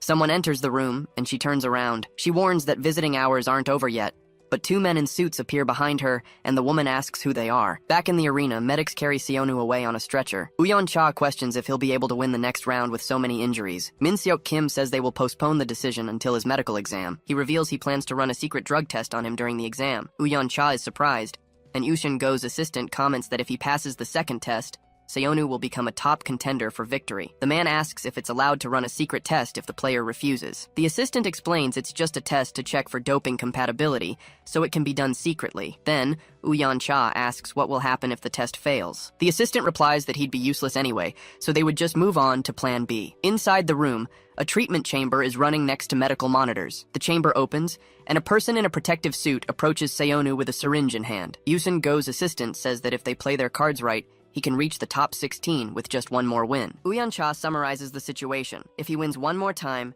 he'll reach the top 31. With the betting money included, he could even make the top 16. The assistant confirms this. However, Uyan doubts people will place such high bets on Seonu, given his severe injuries. The assistant reminds him that Seonu has already won 2 rounds without using any drugs, and no one has ever won a single match in this tournament without doping. The fact that he reached the top 62 without drugs will attract the attention of many VIPs, generating a huge amount in bets with just one more win. Uyan-cha says that means nothing, as he won't win without the drugs, and suggests they pick a safer option. The assistant believes Seonu has already realized he needs the drug to win and save his family. Uyan-cha states that if his body is intolerant to drugs, they'll discard him regardless of the outcome. The man confirms he has already arranged to cut off the hospital payments and the security for Seonu's parents in case of failure. His boss agrees, adding that Seonu won't be around to hear the news about his parents anyway. The assistant announces an agent will bring the results shortly, and Uyan-cha comments that these are the benefits of having a secretary from the combat wing. He then asks the assistant why he's risking his life, knowing it's not for him, but the man claims he is risking his own life as well. Uyan-cha says his goal is to get rid of his brother and become the owner of the Hosen group, and the assistant just confirms it. Useon Go's assistant reveals his goal is to find the greatest human in that combat wing, and that he will risk everything for it. He adds that he would even risk other people's lives. Uyan-cha sighs and comments that he likes this passionate side of him. An agent enters the room and warns that it's time to leave. The assistant then asks about the drug test result. The agent informs him that, surprisingly, the boy had no reaction. The assistant concludes that the drugs don't work on Seonu, and the agent confirms it. Uyan-cha gets angry and orders them to eliminate all evidence, starting by cutting off support for his parents. But he then reconsiders, saying it would be easier to just get rid of them. In the recovery room, Seonu rests inside the chamber. In the combat wing's lobby, dozens of fighters gather. Minho Kim assumes the 62 winners have been decided since they were called to the lobby. The man with glasses notices Seonu's absence and deduces he's still recovering. Minho says that might be for the best, as the fights will only resume once everyone has recovered. Minho Kim comments that it might be a good time for Seonu to rest,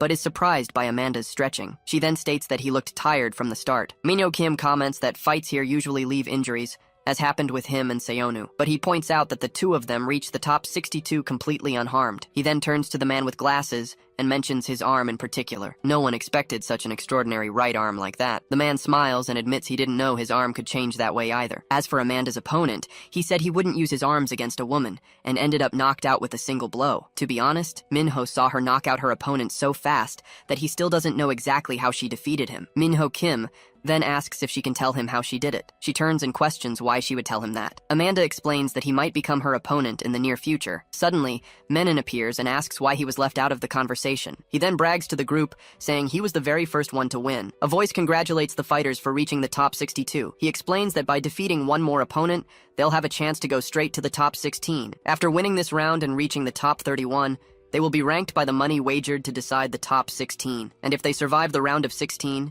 they will receive 5% of the bets as prize money. The crowd of fighters cheers at the news. The voice encourages them to risk their lives to show the VIPs how strong they are, without worrying about injuries. Then, he announces that the matchups for the round will be revealed. At the Hosen Group headquarters, the conversation continues. Uyan-cha asks if they can secure other candidates besides Seonu, and Yuseon Go's assistant confirms they can. He shows a fighter on a tablet who seems to be the right candidate, and Uyan-cha asks who it is. The assistant reveals it's Seonu's opponent, Ryo Ichika. Seonu suddenly wakes up, stepping out of the chamber and screaming for his mother. He realizes it wasn't a dream, and that he really heard the conversation. A person in a protective suit comments on the order to get rid of his parents if he doesn't react to the drugs. Seonu understands that he needs to get out of there as fast as possible. In the combat wing director's office, a doctor arrives for a meeting. The director is questioned about the results of Seonu's medical exam. The doctor replies that there was something special. He explains that the young man has a trait that their drugs can't enhance. Seonu's bone density is 10 times higher than average. His superior finds the information incredible, but the doctor reveals there's more, and the director asks what it is. He states that the boy's recovery speed is excessively fast. Showing the data, the doctor corrects himself, saying the process resembled regeneration. The new information surprises the director. The doctor suggests that Seonu could provide clues for the regeneration drug they're searching for. Understanding the boy's importance, the director asks if his parents have been secured. The doctor apologizes, and his superior demands to know the reason for the failure. He begins to explain that when his team arrived at the location, someone had already gotten there first. In the recovery room, Seonu sits up suddenly. He says that something bad might happen to his parents if he doesn't get to them now. But the young man realizes there isn't even a vent for air to escape the room. Determined, he tries to open the door to look for an air duct or another exit. He is then surprised to see someone entering the room. A young woman comments that it's good to see him up close, and introduces herself as Seungyeon Cha. Seonu tells her to get out of his way. She advises him not to look for his parents, leaving him confused. Seungyeon claims she is taking good care of them. Far away in Uyeon Cha's office, a serious conversation is taking place. He asks what his assistant means by, "Someone already got to Seonu's parents." The man reports that they disappeared without a trace, and that the combat wing must have something to do with it. His boss asks about the combat wing, and he explains that they always move quickly to get rid of anything that could cause trouble. Uyeon Cha comments that they didn't even have to get their hands dirty, and that luck must be on their side today. He then asks if his assistant has already contacted the next fighter. The assistant reassures him, explaining that in the combat wing, VVIPs can summon fighters to their rooms and go anywhere except the restricted areas. His assistant asks if he's allowing them to walk toward those monsters, and Uyeon Cha confirms that he is. But the man warns that it's not a good idea to casually wander around the wing. Safety is only guaranteed inside the VVIP room. Back in the recovery room, Seungyeon locks the door behind her. Seonu demands to know what she means by taking care of his parents. Seungyeon asks for silence and tells him to lower his voice if he wants to save them. She states that running away now won't do any good. Seonu pushes her hand away and asks what she means by that. Seungyeon explains that Uyeon is trying to get rid of any evidence linking him to Seonu, and his parents are the first step. She adds that the loan sharks he beat up are also looking for him. She says she came alone to speak with him privately, and that she also wants to keep his parents safe. He then asks who she is and what she wants from him. Seungyeon introduces herself and says she only needs one thing. She then points at Seonu and says she needs him, leaving him surprised. He asks what she's talking about. Seungyeon reveals she is one of the 16 VVIPs and needs a reliable fighter to bet on. She states that, although she's young, she was one of the owners of the Hosen group until recently. To make it easier to understand, she reveals that she's the half-sister of his former employer. She adds that she was kicked out of the Hosen group because of his schemes, but she was already planning to leave and her businesses are doing well, so she doesn't mind being kicked out. Seungyeon reveals that she still doesn't want her brothers to ruin her father's company, and that she can't let that happen. Seonu asks her what all of this has to do with his parents. She explains that, to sum it up, her siblings and she are constantly spying on each other, and she's been keeping a close watch on her second brother. When she saw him go to great lengths to recruit him, she approached his parents to find out more about him. Seungyeon realized he was even more incredible than she thought, and she concludes by saying she couldn't let her brother monopolize his extraordinary genes. Seonu questions the mention of his genes. Seungyeon warns him that the important thing is that many people are looking for his parents. He then asks what she wants him to do, if running away is useless. She claims to be sure that there's only one way to save him and his parents. Seonu asks what that one way would be. Seungyeon declares that he needs to win. She reveals her plan to make a deal that will ruin her brothers by betting on the Combat Wing Championship, and she guarantees that if everything goes as planned, her brother will be in prison, and the loan sharks can be dealt with using money. Seonu questions the validity of her promise in a secret place like this. She explains that in the combat wing, anyone who doesn't keep their word is eliminated by the local authorities. He then asks if she's willing to risk her own life to bet on him. Seungyeon states that she's not the only one who needs this partnership, because when the 16 finalists are chosen, anyone not selected by a VIP is immediately disqualified. But he insists on knowing how he can be sure his parents are safe, and how he can trust rich people. She replies that cell phones and other electronic devices are not allowed inside. Seungyeon says that because of this, there's nothing she can show him. But she claims he should be able to trust someone who has shared secrets with his parents. She then reveals it's someone who knows the secrets of his parents' past, and how he got his genes. He demands to know what it's about, and asks her to tell him now. At that moment, the room's door opens. Seungyeon reminds him not to forget that she's guarding his parents with her own life, so there's no need for him to escape. A drone enters the room, and she says it's time to go. She reassures him, telling him not to worry about anything else. As she turns to leave, Seungyeon states that he just needs to win by her side. Far away, in Dorm 10 of the combat wing, other fighters are gathered. One man comments that their prize money has increased considerably. Looking at a large screen,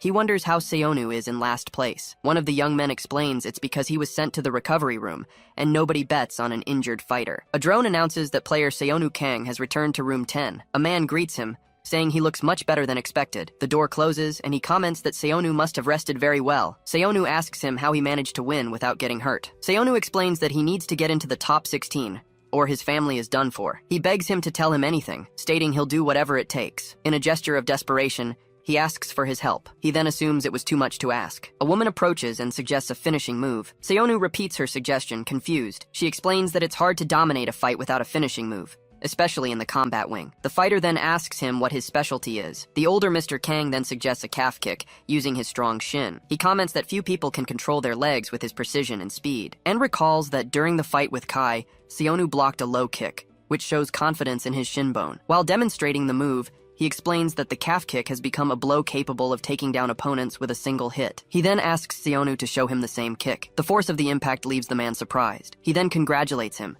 saying that Seonu is very talented. Suddenly, a loud noise from the ceiling interrupts the conversation. The older fighter questions the origin of that sound. In a distant room, Ryo Ichika, ranked 15th and a Kudo practitioner, is training, causing noise throughout the building with his punches. Back in the dorm, the strategy talk continues. Yuseon Go advises Seonu to use the calf kick to increase his chances of winning and get his prize money back. But Menon suddenly appears and says he's completely mistaken. Seonu turns to face him, questioning the interruption. Menon claims everyone should already know that Seonu's finishing move isn't a calf kick. He then points to Seonu's forehead and reveals that his real finishing move is the headbutt, and he reminds everyone that Seonu countered a Lethwei champion's headbutt multiple times. Menon concludes that the fact Seonu kept fighting proves his skull is the strongest of all. Yuseon Go steps in, warning that headbutts hurt both the one giving them and the one receiving them. He adds that it's not a viable tactic against the monsters in the combat ward, and explains that he could die from brain damage in less than 2 rounds. Menon finds his comment funny. He then asks if they all didn't put their lives on the line by entering the competition. He warns them that if they hesitate against the top-ranked players,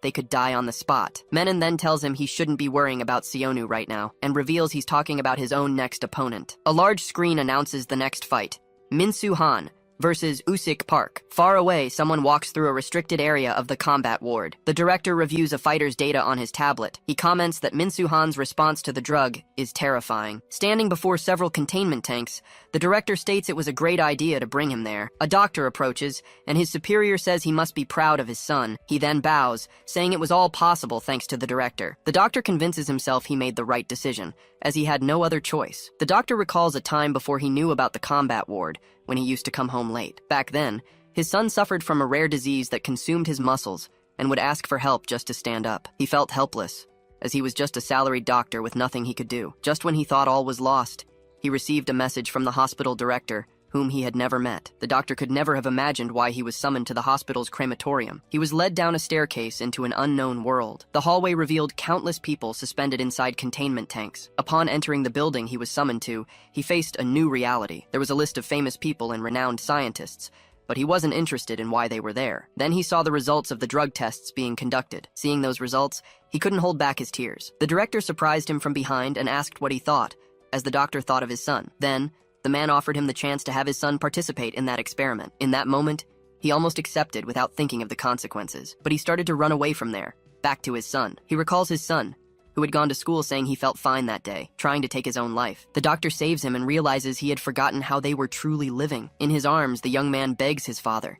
He asks his father to just kill him. The doctor despairs as there was nothing more he could do. He then accepts the director's offer and joins the combat ward, wondering if there was any other path for them. And he wonders if that decision turned him into the monster he is now. Back in the present, a drone instructs Min-Soo Han to enter the arena. The young man prepares for the upcoming fight. The doors open, and he enters the arena, facing his opponent, Usik Park. Usik Park, a Krav Maga practitioner, readies himself for the start of the match. Min-Soo Han, a Kali Arnis practitioner, takes his fighting stance. A drone announces the start of the fight between the two competitors. The fight begins, and they both charge at each other. Min-Soo Han strikes his opponent's right arm. The spectators react with surprise to the unexpected blow. Minho Kim comments that not even Usik Park would expect knife fighting skills in an unarmed match. The muscles of Usik's arm contract around Min-Soo Han's fingers. Min-Soo realizes his fingers have been trapped by his opponent's muscles. Usik Park squeezes his fingers even tighter. He then asks the young man if he didn't get a little too close. With his other hand, he unleashes a powerful slap, nearly hitting Min-Soo. Min-Soo Han wonders what's up with that old man. Usik Park praises his opponent's skills and says he'll return the favor. Usik Park declares he will use his specialty, knife fighting skills. From a private box, Uyun-cha wonders who Usik Park is and how he's facing Min-Soo,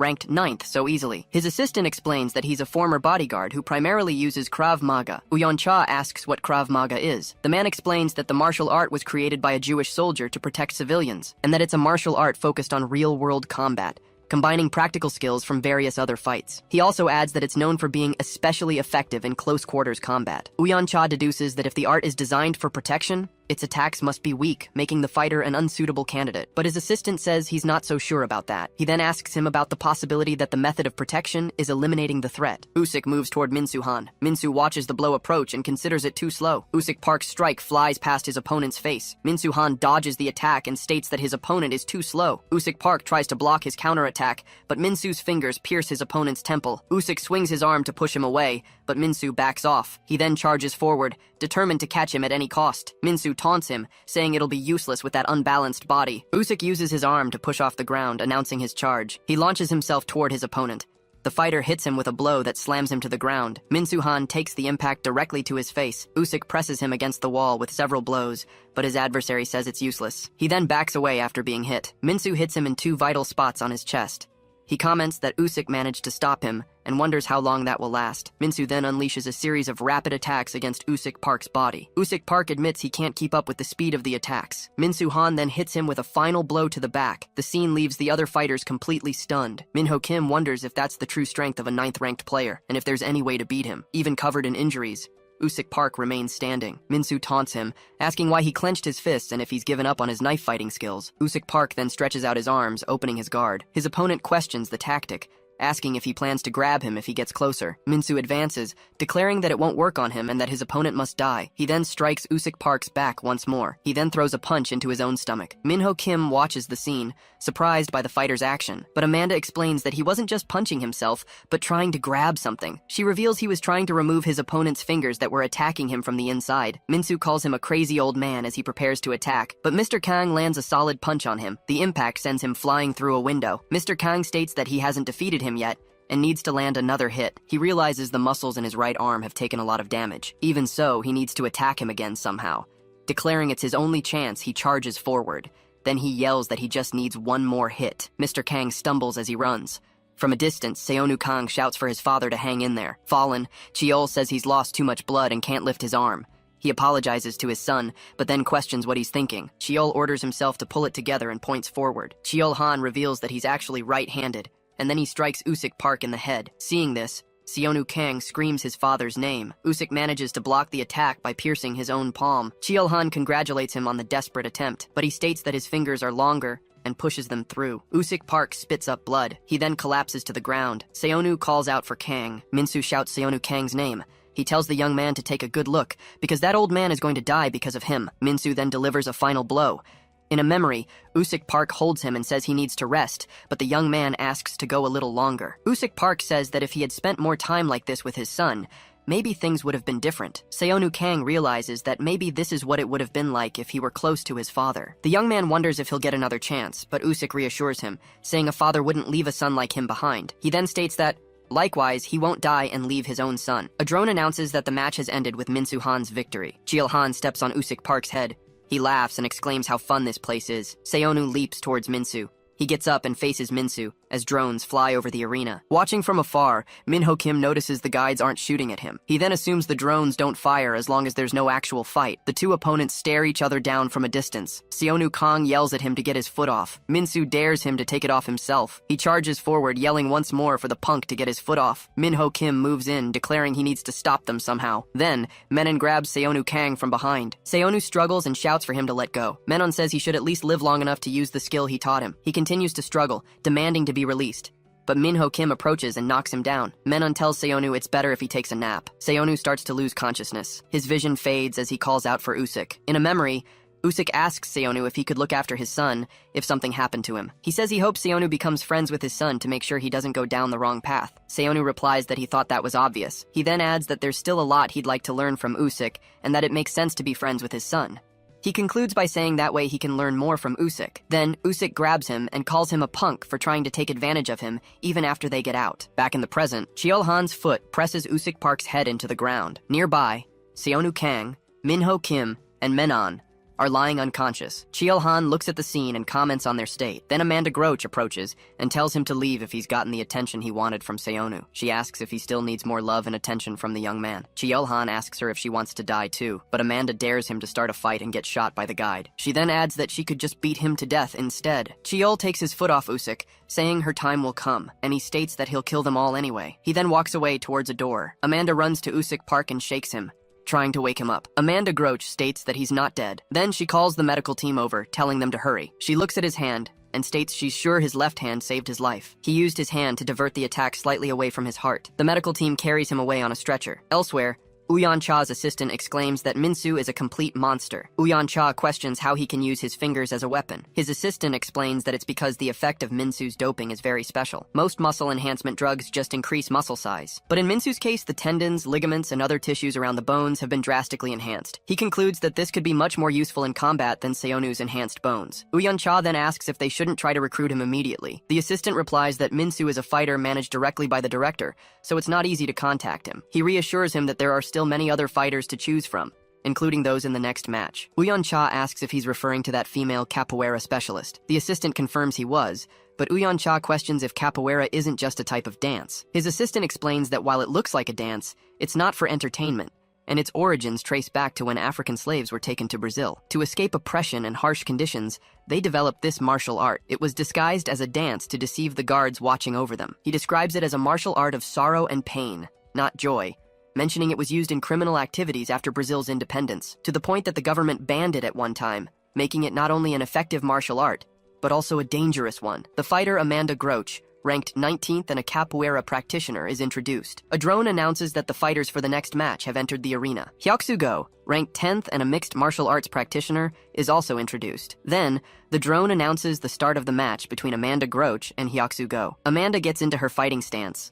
She wonders if he's underestimating her, as he doesn't seem to be preparing to fight. Deciding to strike first, she moves in with a kick. Uyan Cha says that's enough talk about Amanda Groach and capoeira. He then asks about the other fighter, Hyoksu Go, stating that as the 10th ranked fighter, he must also be exceptional. His assistant explains that he used to compete in MMA without much success, but gained dynamic vision after using the drugs from this place. Now nicknamed K10 Seconds among the VIPs, the bets on him have been rising fast. Uyan Cha questions the nickname. The assistant clarifies that he's won every fight by knockout in matches that never lasted more than 10 seconds. Impressed, Uyan Cha exclaims, "That's incredible." The assistant adds that he's attracted many bettors by finishing all his previous fights without a scratch. With the fame of his 10-second streak, the hype around him has grown even more. If he can keep this title, he'll draw a huge amount of money and jump to at least 5th place immediately. In the arena, Hyoksu Go waits for the fight to begin. The drone announces the start of the match, and a timer shows 1 second. Hyoksu Go watches Amanda's attack, declaring he can see everything with his dynamic vision. He then blocks her strike, even though he wasn't prepared. But confused, he looks at the ground and wonders why the floor is there. On the ground, he realizes she defeated him in 10 seconds. The timer hits 10 seconds as Amanda stands over her defeated opponent. Then, the drone announces Amanda Groach's victory, and she states that some techniques are too fast for the senses to follow. Uyan Cha stands up and asks what just happened. His assistant explains the problem was that Hyoksu thought he only needed to block one kick, and immediately went on the offensive. Uyan Cha asks if that isn't how fights work. You block, then counterattack. The assistant replies that Hyoksu thought the same thing. He explains that a knockout kick normally requires energy to be compressed on one side, and then that energy is released towards the target. If the first attack fails, the attacker won't have time to gather that energy again, making the next blow weaker than a counterattack, especially when both feet are off the ground. There's no lever to compress and store all that energy. Uyan Cha then asks if that wasn't the situation Amanda Groach was in. He repeats that both of her feet were off the ground, and her first attack missed. His assistant confirms that's exactly why Hyoksu tried to attack immediately. But he states there's one thing Hyoksu overlooked about Amanda Groach, and Uyan Cha asks what it is. The assistant explains that capoeira uses both arms and legs as levers. He continues, saying Amanda received a power drug that increased her muscle density instead of size, making her attacks fast and powerful. So he states that, right now, Amanda can attack with great power and speed in any situation, and because of that, there's no telling what she's capable of. Uyan Cha remarks that it seems there are still some useful fighters out there. His assistant warns him it will be very difficult to get a meeting with her now, and Uyan Cha asks why. He explains that since she knocked out K10 Seconds in 10 seconds, she'll probably inherit that title. All the money and the VVIPs who were betting on him will now flock to her. Uyan Cha asks if his assistant can't handle that much competition, but the assistant reassures him, saying there's no need to rush, as there are still many interesting fighters. Uyeon-cha asks if the next one is also a 4th 10 fighter, and he confirms it. The assistant states the next match will be very interesting, as the fighter will have no choice but to give it his all. Minho Kim greets him, saying he's finally awake. Seonu Kang jumps to his feet and asks what's going on. He then asks why he's there. The young man immediately asks for Usik. He stops mid-sentence while asking what happened. Amanda Groach appears at the door. Minho says he's alive, so she asks if he's done yet. She states that she felt him breathing. Amanda then tells Minho his match is soon and asks if he shouldn't be warming up. He replies that he knows, as that opponent might be the reason he came here. In a flashback, a man assures him he'll make him find the person who murdered his brother in combat. Minho Kim asks him how he would know who it is since he doesn't even know his name. The man replies that they know he entered the combat wing and is a former boxer. He adds that he'll give more details later, but it's certain there aren't many ex-boxers in the wing. Back in the arena, the fighter Wonu Choi, ranked 16th and a boxing specialist, is introduced. At this, his assistant begins to describe the 5th place holder. In 5th place is Lev, a Systema practitioner. Working as a Russian bodyguard, he was also a former member of the Special Forces. Rumor has it he eliminated everyone who tried to harm his clients. During that time, he ended up under investigation for excessive force after killing 8 assailants, which is why his employer decided to drop him. However, a short time later, a man hired him again as a bodyguard and gave him a new identity. The one who offered him this second chance and brought him here was Michael Lee, the head of the military contractor Peon. Hearing this, Uyeon-cha comments that without a connection at that level, the man would be worthless. Additionally, the assistant explains that after taking the stamina drug, he could move without limits, which is how he broke into the top 5. Moving on, the assistant gets to the 4th-ranked fighter, mentioning he's connected to Chairman Sang-Soo Han of the country's largest construction company. Kyung-ho Go, ranked 4th, is a fighter specializing in combat taekwondo. He grew up deeply admiring his father, a master of the art, but for some reason, he ended up on a different path. At this, Uyeon-cha questions if taekwondo isn't just a sport geared toward competitions. In response, the assistant recalls a documentary that brought together masters of various martial arts to test the speed and power of their kicks. According to him, most of the strikes registered a force between 900 and 1,500 pounds. However, the capoeira kick reached 1,900 pounds, which surprised everyone there. Next, the final martial art evaluated in the test was taekwondo. At that moment, the registered impact reached an impressive 2,300 pounds, leaving Uyeon-cha completely shocked. The assistant further adds that Kyung-ho is an expert in combat taekwondo,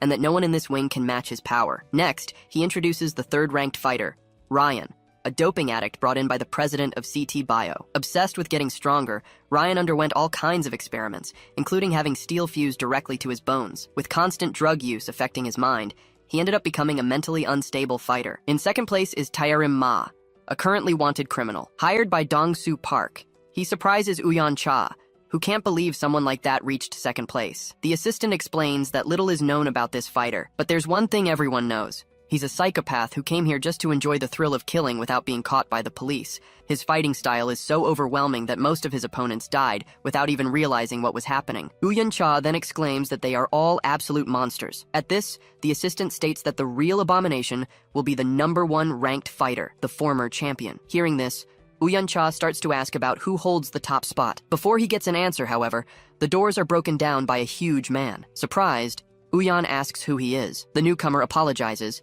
explaining he can't control his own strength. This is Kam, a Gurkha mercenary and the #1 ranked fighter. In shock, Uyeon-cha yells for a guide. Immediately, drones approach Kam on high alert. Just then, another man enters, calling him a fool, and Uyeon immediately recognizes him as his brother. Executive Director Ikyeon-cha asks if he really thought he could beat him here. In response, Uyeon-cha reminds him of the bet and tells him to start packing his things. However, Ikyeon calls him an idiot for putting a student in a bet that involves his position at the company. Uyeon reacts immediately to the taunt. His brother then warns him about breaking a certified bet and says he better not ask for help later. Before leaving, he wishes Uyeon fun with the kid he brought and leaves with Kam. Alone, Uyeon-cha fumes with rage. He then yells at his assistant, asking what's being done and ordering him to find someone who can defeat Kam. He then starts to wonder if it's too late, and if the winner isn't supposed to come from the top 5. The assistant replies that the chances are indeed high, but points out that it's not an absolute rule. He explains that the effects of the drugs can be unpredictable, and because of that, some fighters emerge as potential winners from within the top 16. Although this process can take time,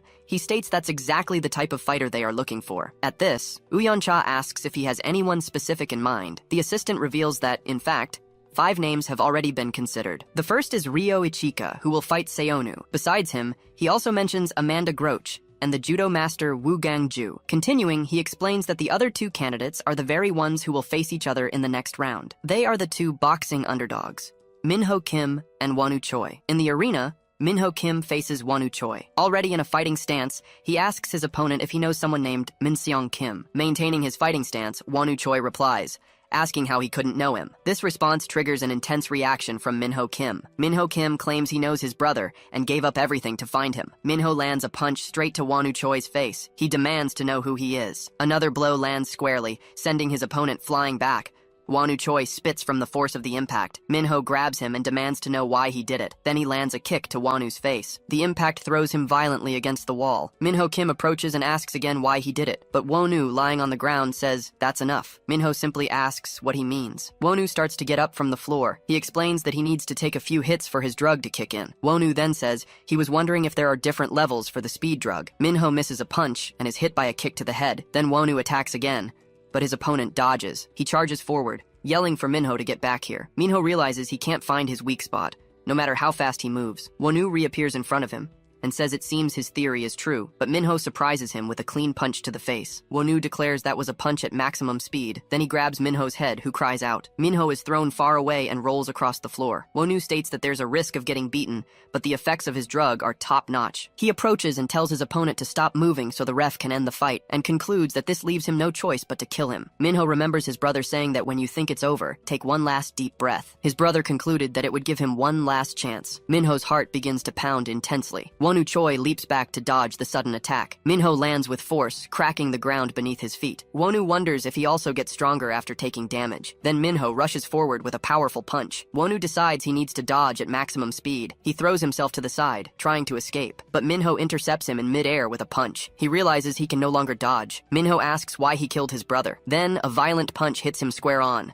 The impact sinks Wonu into the ground, which shatters completely. The director of the combat wing reveals that it's the second transformation. Lying in the crater, Wonu Choi coughs. Minho Kim approaches and asks for the last time why he killed his brother. Then Wonu confirms that it's true, and that Min Seong was murdered. Minho Kim questions how Wonu knows his brother if he isn't the killer. Wonu replies that any boxer would know the champion with the world record for title defenses, so Minho demands to know who would do such a thing. Wonu starts to explain that there's an addict who only goes after boxing champions, but he passes out before he can finish the sentence. Minho yells for him to say who it is before he blacks out, and the drone announces that Wonu Choi cannot continue. The match ends with Minho Kim's victory, as a notification shows the betting money has increased. Watching on a tablet, Uyan Cha comments that this kid, Minho, is incredible. The director's assistant notes he underwent a second transformation without drugs, and the director states that the results of his experiments are starting to show. He adds that, although they're not at the level of the first transcendent from 20 years ago, some are reaching 80% of the transformation. The director explains that they've been using the first transcendent's genes as a base since he disappeared. He then wonders where the transcendent went, lamenting his disappearance. Meanwhile, Seonu Kang kicks a door hard. Seonu Kang pushes himself during his training and says he needs to go a little further. Menon approaches and asks why he doesn't stop for a bit. Then, he questions if Seonu is trying to destroy the place. Menon warns him that if he keeps up this pace, he'll pass out before the match even starts. Seonu states that he needs to be as strong as the monsters in this place. He remembers Usyk Park explaining that muscles pushed to their limit recover stronger than before, and that the most important factor for muscle recovery is sleep. Usyk Park advised him to split his day, alternating between training at his limit and getting deep sleep twice. That way, he could get stronger twice as fast as others. But he also warned that this would require an incredible recovery ability, just like the one Seonu has. Back in the present, Seonu pants and says that twice isn't enough. Menon asks if he's going to sleep again. Seonu, however, starts to unstrap the weights from his ankles. Next, he drops another set of heavy weights on the floor. Menon yells that he told him to be prepared to die, not to actually kill himself. Seonu then enters a recovery pod. He thinks that this is the third time, and as he was told, he'll trust his recovery speed. Menon comments that he trains intensely 3 times a day and expects to recover with just 3 naps. He smiles and considers that if Seonu succeeds, things will definitely get interesting around here. A drone approaches and instructs Menon to enter the main arena. He replies that he hopes to get a good opponent this time. Woo Gang-ju, a judo fighter, lands hard in the arena. From a VIP box, Ikyeon Cha asks if Woo Gang isn't one of the top 5 candidates he was told about. Wooyeon Cha's assistant explains that he gained extraordinary grip strength from his enhancement drug. He continues, saying his grip can crush muscle and bone, making opponents lose the will to fight, but the real danger is his judo skill, which can shatter the bones of anyone he throws to the ground. Ikyeon Cha asks about Woo Gang's opponent, Minan, and comments that, being ranked 45th, he's probably not worth much attention. Uyan Cha's assistant replies that he has no information on him, leaving Ikyeon surprised. He explains that it seems Menon was recruited directly by the combat wing, and they have no information on his background or martial arts, and adds that the effect of Menon's drug has not yet been determined. In the arena, Menon licks his own arm as he's announced. Wu Gangju is introduced as the 15th ranked fighter and a judo practitioner. Then, the start of the fight between Wu Gangju and Menon is announced. Wu Gang states there's no need to drag out the fight, and that they should end it in one blow. Menon dodges his attack and simply replies, "Sure." He appears behind Wu Gang, saying his back is wide open, but Wu Gang suddenly grabs him and declares, "1 point." Wu Gangju slams Menon into the ground, which shatters on impact, but it's Wu Gang who ends up hanging from the arena wall. Ikyeon Cha screams that he was smashed into the ground.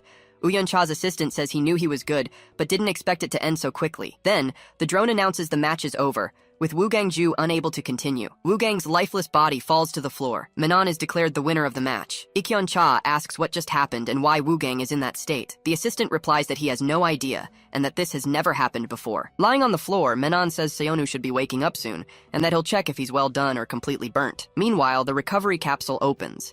Seonu wakes up and wonders if his training was a success. He then stands up, stating that success or not, he has no choice but to push on. Seonu wonders if his mother is truly safe, and if he can trust that woman. He decides he needs to talk to that bastard, the scout. A drone appears and informs him that he's been summoned by the scout. Uyeon Cha's assistant instructs him to remove the blindfold and says it's good to see him again. Seonu grabs him by the collar and calls him a bastard. The man tells him to calm down, warning that he won't get anything if he dies there. But Seonu retorts that he has nothing to lose and that he'd better answer straight.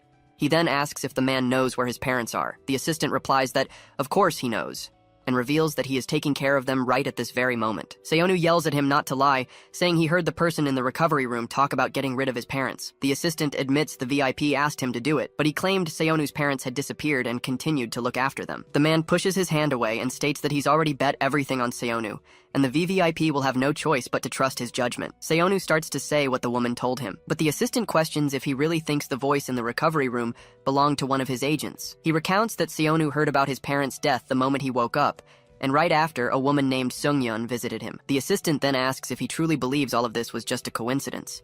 He claims everything she says is a lie, and that's why even her own father kicked her out of the company to protect his 2 sons. Seonu calls him a fool and insists that woman knew his parents. The assistant asks what proof she showed him, and Seonu admits she had none, since nothing is allowed inside. The man then asks, "How about this?" As he rolls up his sleeve. He reveals a message written on his arm that reads, "Son, I'm okay.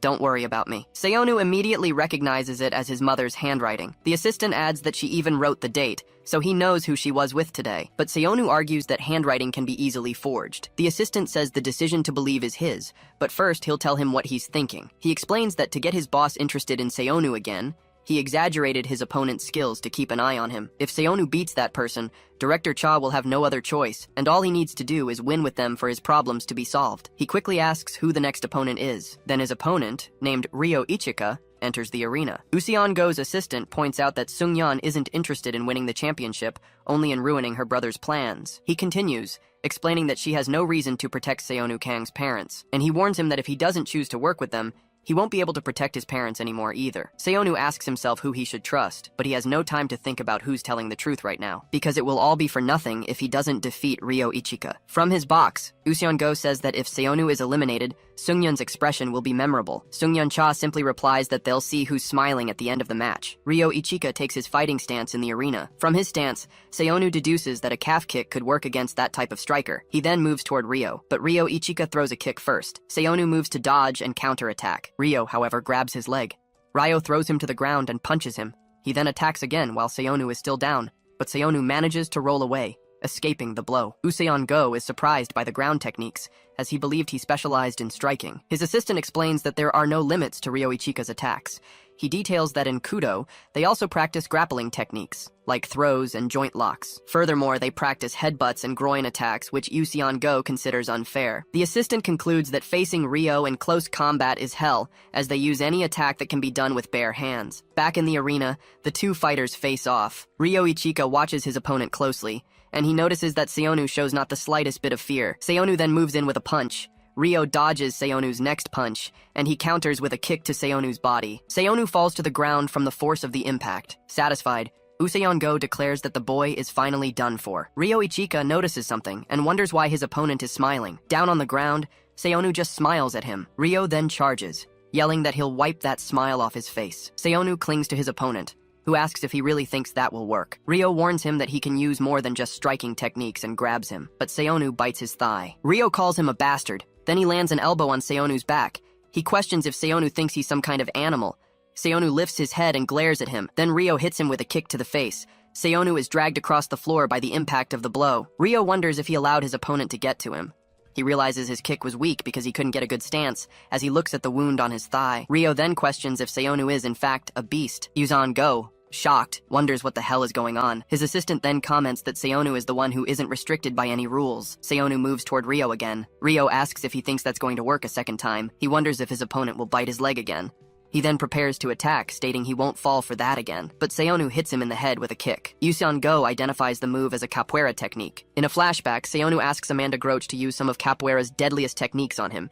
He then confirms the request, pointing to himself. Amanda questions him, asking if he's underestimating the power of capoeira. Then she moves toward him and hits him with a kick to the head. Seonu falls to the ground from the blow. Amanda then asks if he's realized he has a talent that allows him to copy any technique he's been personally hit with. Back in the present, Seonu's kick connects with Ryo's face. Propped on one hand, Seonu launches himself upward. Yuzan Go exclaims that it was a groin kick straight to his face. Ryo grabs his opponent's leg, wondering how anyone can move like that, but Seonu hits him with another kick to the head.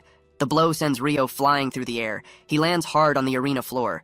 Seonu advances on him again. Seonu thinks that his body is moving just as he wants and that one more calf kick should end the fight. Ryo gets up and takes his fighting stance. He admits he didn't foresee Seonu's wild and unpredictable moves, but now he'll treat him like a beast to be hunted. Then, Ryo charges toward him. Seonu is surprised by how much faster his opponent has suddenly become. He prepares to dodge the punch and counterattack, but Ryo hits him with a headbutt. Seonu stumbles back from the impact of the unexpected blow. Ryo then lands a powerful punch to his gut. Seonu feels the impact and tells himself to get it together. Ryo grabs him and warns him that he won't have any organs left after this. He then unleashes a series of punches to Seonu's body. Ryo prepares to finish the fight, and he lands a final kick to his opponent's body. Ryo concludes that he's unconscious and the fight is over. Yuzan Go celebrates, yelling that it's over for Seonu and Seongyeon. But Seongyeon states that this isn't the end, if what she's heard is true. Seonu suddenly grabs Ryo's arm, who is surprised he's regained consciousness. Ryo says it won't make a difference and prepares to attack, but Seonu hits him with a headbutt. Ryo wonders if his opponent also practiced headbutts. Then Seonu moves toward him. Ryo thinks he now moves more like a monster than a beast, but he's confident he hit his organs. He believes this is a side effect of the drugs and that he just needs to block one attack to counter and win. Seonu lunges forward with a kick.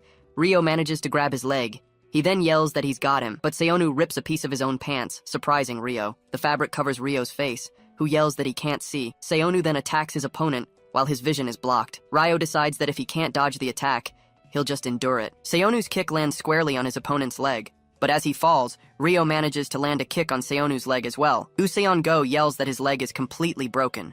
Seonu grabs him, and Ryo wonders how he can still move. Then Ryo says that unfortunately, this is going to finish him. Seonu then lands one more kick on Ryo's other leg as Ryo and Seonu fall to the arena floor. A voice announces that Ryo Ichika is unable to continue the battle. Then, the winner of the match is declared to be Seonu Kang. Yuzan Go reacts with frustration to the result, but Seongyeon Cha comments that this is exactly why she likes him. Yuzan Go then points out that Seonu is also unconscious and questions if they aren't both unable to fight. Yuzan Go's assistant replies that he doesn't believe that's the case. He explains that at the moment, Seonu is just sleeping. Seongyeon states that, however, now is not the time for him to be sleeping. She observes on a screen that, just as she imagined, people aren't really betting on him. Her assistant explains that no one would bet on an injured fighter, and that the top 16 will be decided by the money wagered. He shows that Seonu is in last place, and warns that if the top 16 are announced before Seonu wakes up, he might not get a chance to pick a VVIP, suggesting she look for another fighter. Seongyeon then asks how much money she currently has available,